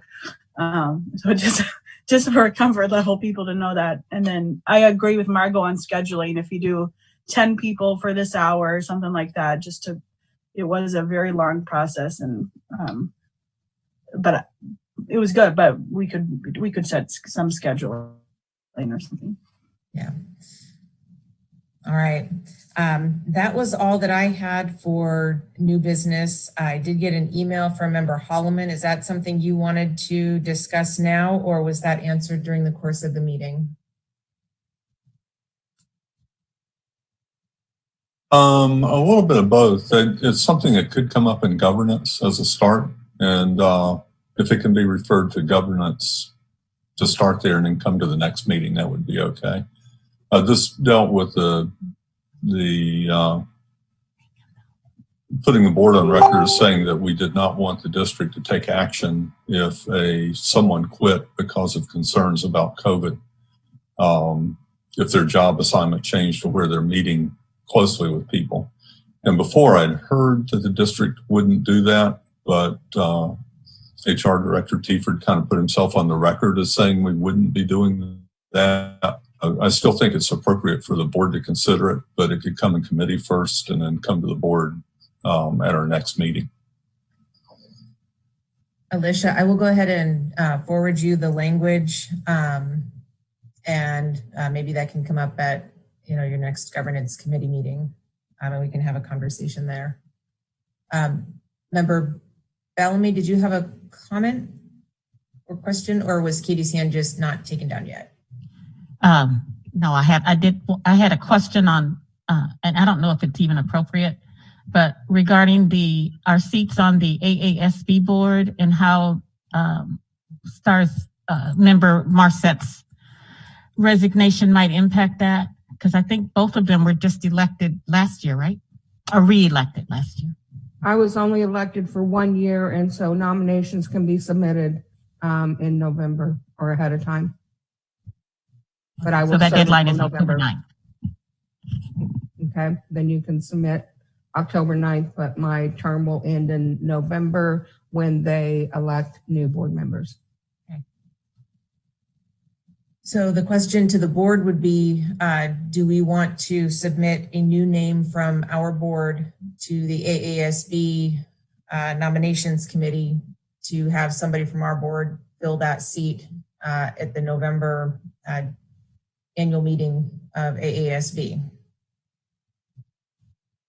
Member Mitchell? Well, I know there are several people on our board who feel pretty strongly that ASD should have more than one voice on that board, since we are by far the largest district in the state. So I guess I would encourage somebody else to step up if they're interested. This member Bellamy, I am interested, but I would like to have another chat with member Marcet and Mitchell. So one of the things we're going to run up against is this is our only public meeting in which to do, either a nomination or a, straw poll vote that says that's okay to be submitted. And so I don't know how you want to handle that. Member Marcet? This is also the deadline for any resolutions if we were going to submit them to AASB. So I just wanted to throw that out there. Member Hildy? I'll give a very rough straw poll. If there's somebody who wants to do it, I support that person doing it. So good on you. So I can't imagine we got a long list of people who've got, so that's my vote there. I would echo that sentiment. Member Mitchell?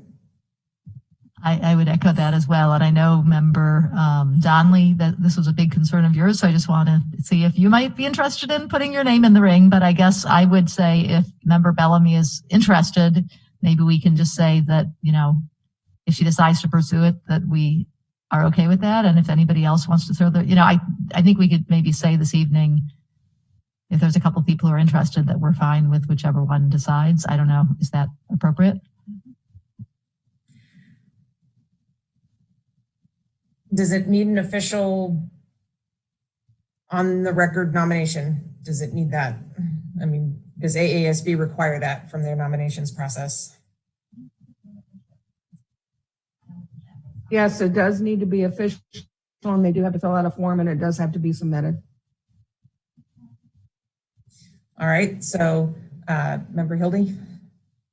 If Member Donnelly is interested, I'm fine us figuring it out. If he's not interested, then I'll move to just nominate Member Bellamy. And if she changes her mind, I understand. But we could at least get it on the record.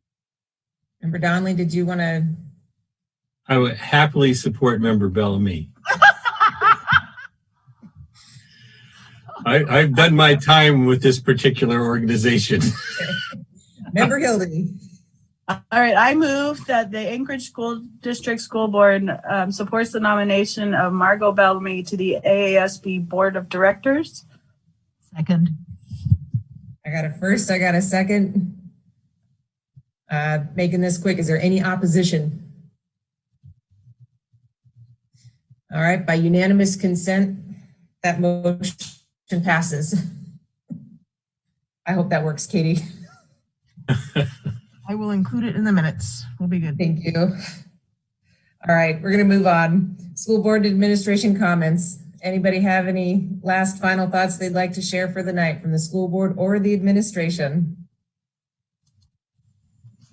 Member Donnelly. Thank you, Madam President. So critical race theory has a lot of serious concerns expressed against it in academia. And I'm not as familiar with how it applies to education. So that's why I thought it was important to have a definition of it earlier in the meeting if it's going to be utilized to develop an equity program. And so the author that the cited earlier, Gloria Ladson-Billings, from her article, Towards a Critical Race Theory of Education, actually defined it. And I had asked the staff to define it, but she actually defines it in that article that she wrote as, quote, critical race theory is a radical critique of both the status quo and purported reforms. In the article, they disparaged the Civil Rights Act and civil rights laws. They challenged the notions of neutrality, objectivity, colorblindness, and meritocracy. I find the challenge of meritocracy as a value to be particularly concerning to an academic institution, Madam President, because we fundamentally reward merit and hard work.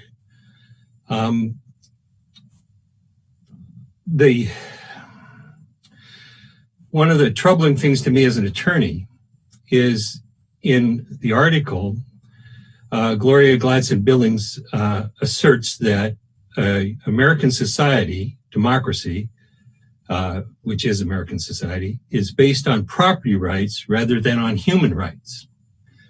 And I, as an attorney, think that's just fundamentally inaccurate and the opposite of what our founding documents, which envision that our human rights are a direct gift from God and not from government.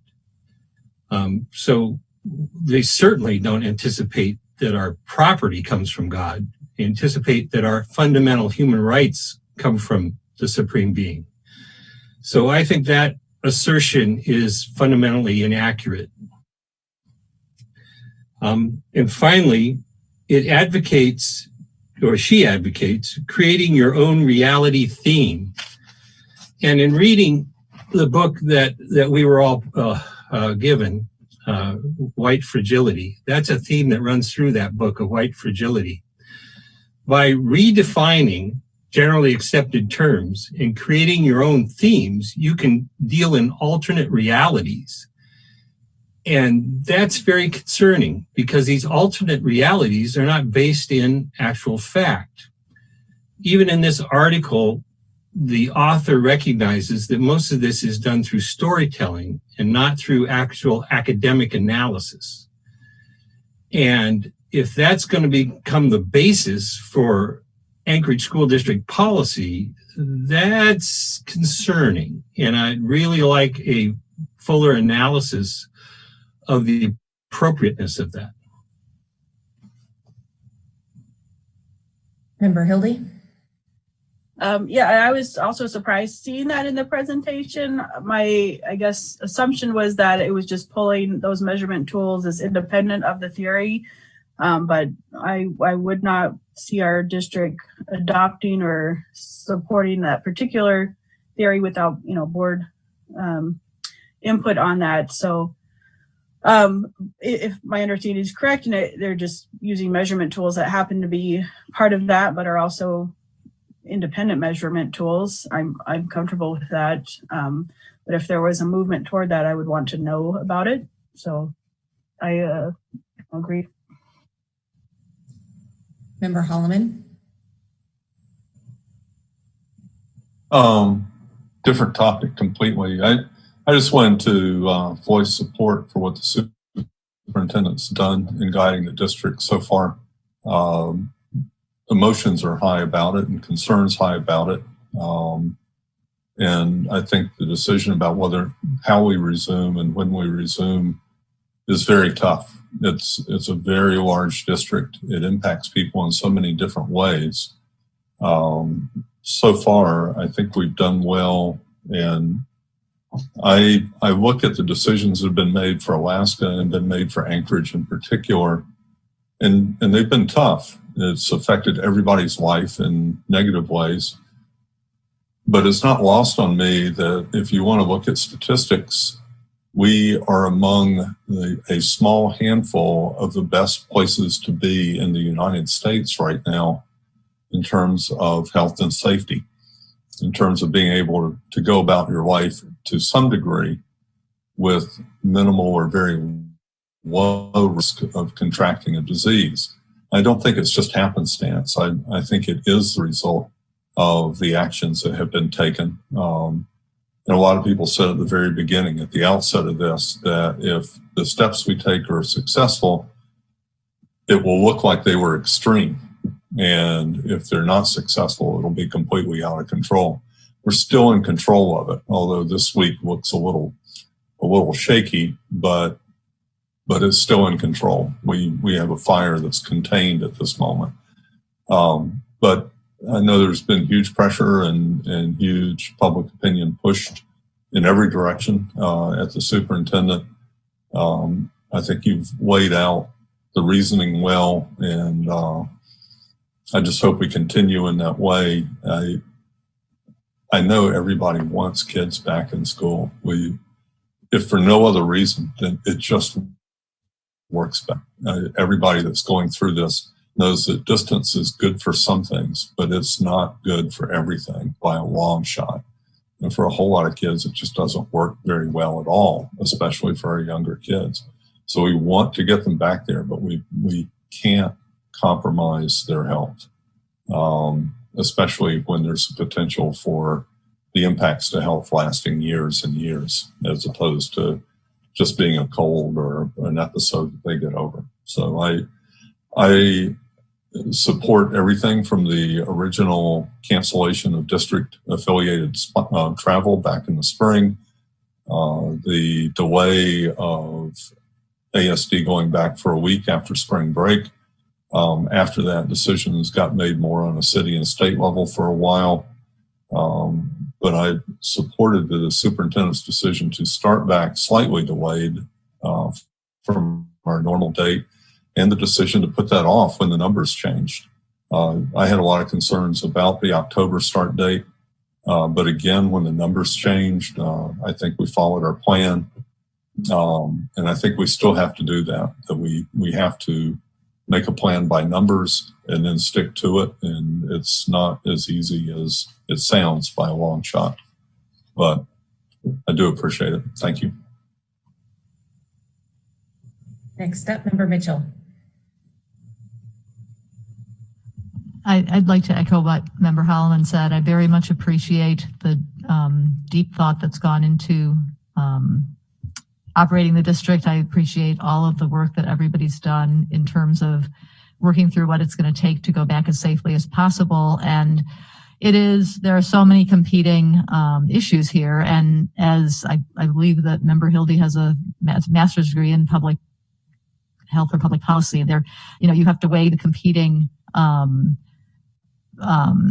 and minuses. And I agree with Member Holloman that we want to keep kids as safe as possible, but it is a fact that keeping them out of school is compromising their safety as well. We know that mental health is suffering greatly. We know that kids are in really horrific situations and are safer in schools. So we are balancing all of that. And will we be able to avoid any kind of, when we do go back, hopefully, in the not too distant future, will we be able to avoid any transmission? No. Will we be able to avoid any, it's a trade-off. It's weighing one set of risks against another set of risks and doing what is perceived to be the less risky route. And I do hope that,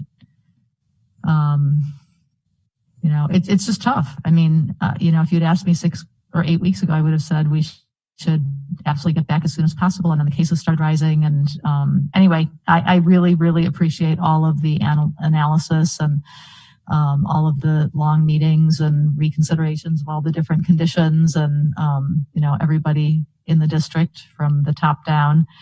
And hopefully we'll get through this with minimal damage due to staying out longer and due to starting too soon. And it's a delicate dance and balance.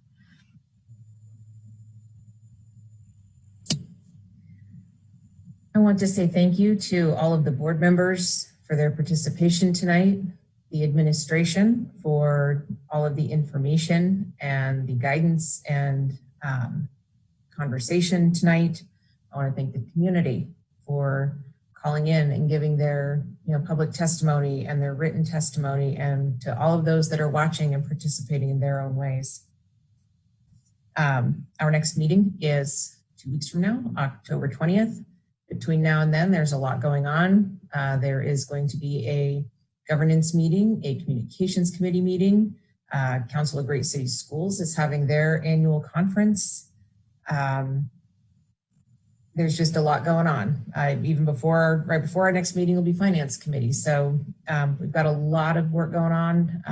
October 15th is also the next update from the superintendent on where we are as a return to school. So I encourage everybody to continue to stay engaged, keep engaged, and keep looking and working for those solutions, as we move forward and go forward. Margot, you have your hand. Just a shout out to our principals for October is National Principals Appreciation Month. And I appreciate the information that was in the ASD Connect and on the website. Thanks. Thank you. Seeing no other comments, Dr. Bishop, did you have any last final comments before we closed it up? No, Madam President, thank you. I've spoken enough. Thank you. All right. Everybody have a wonderful night. Look forward to, connecting with everybody as we continue to move forward on doing what's best for kids. Have a wonderful night. Thank you. This meeting is adjourned. Good night.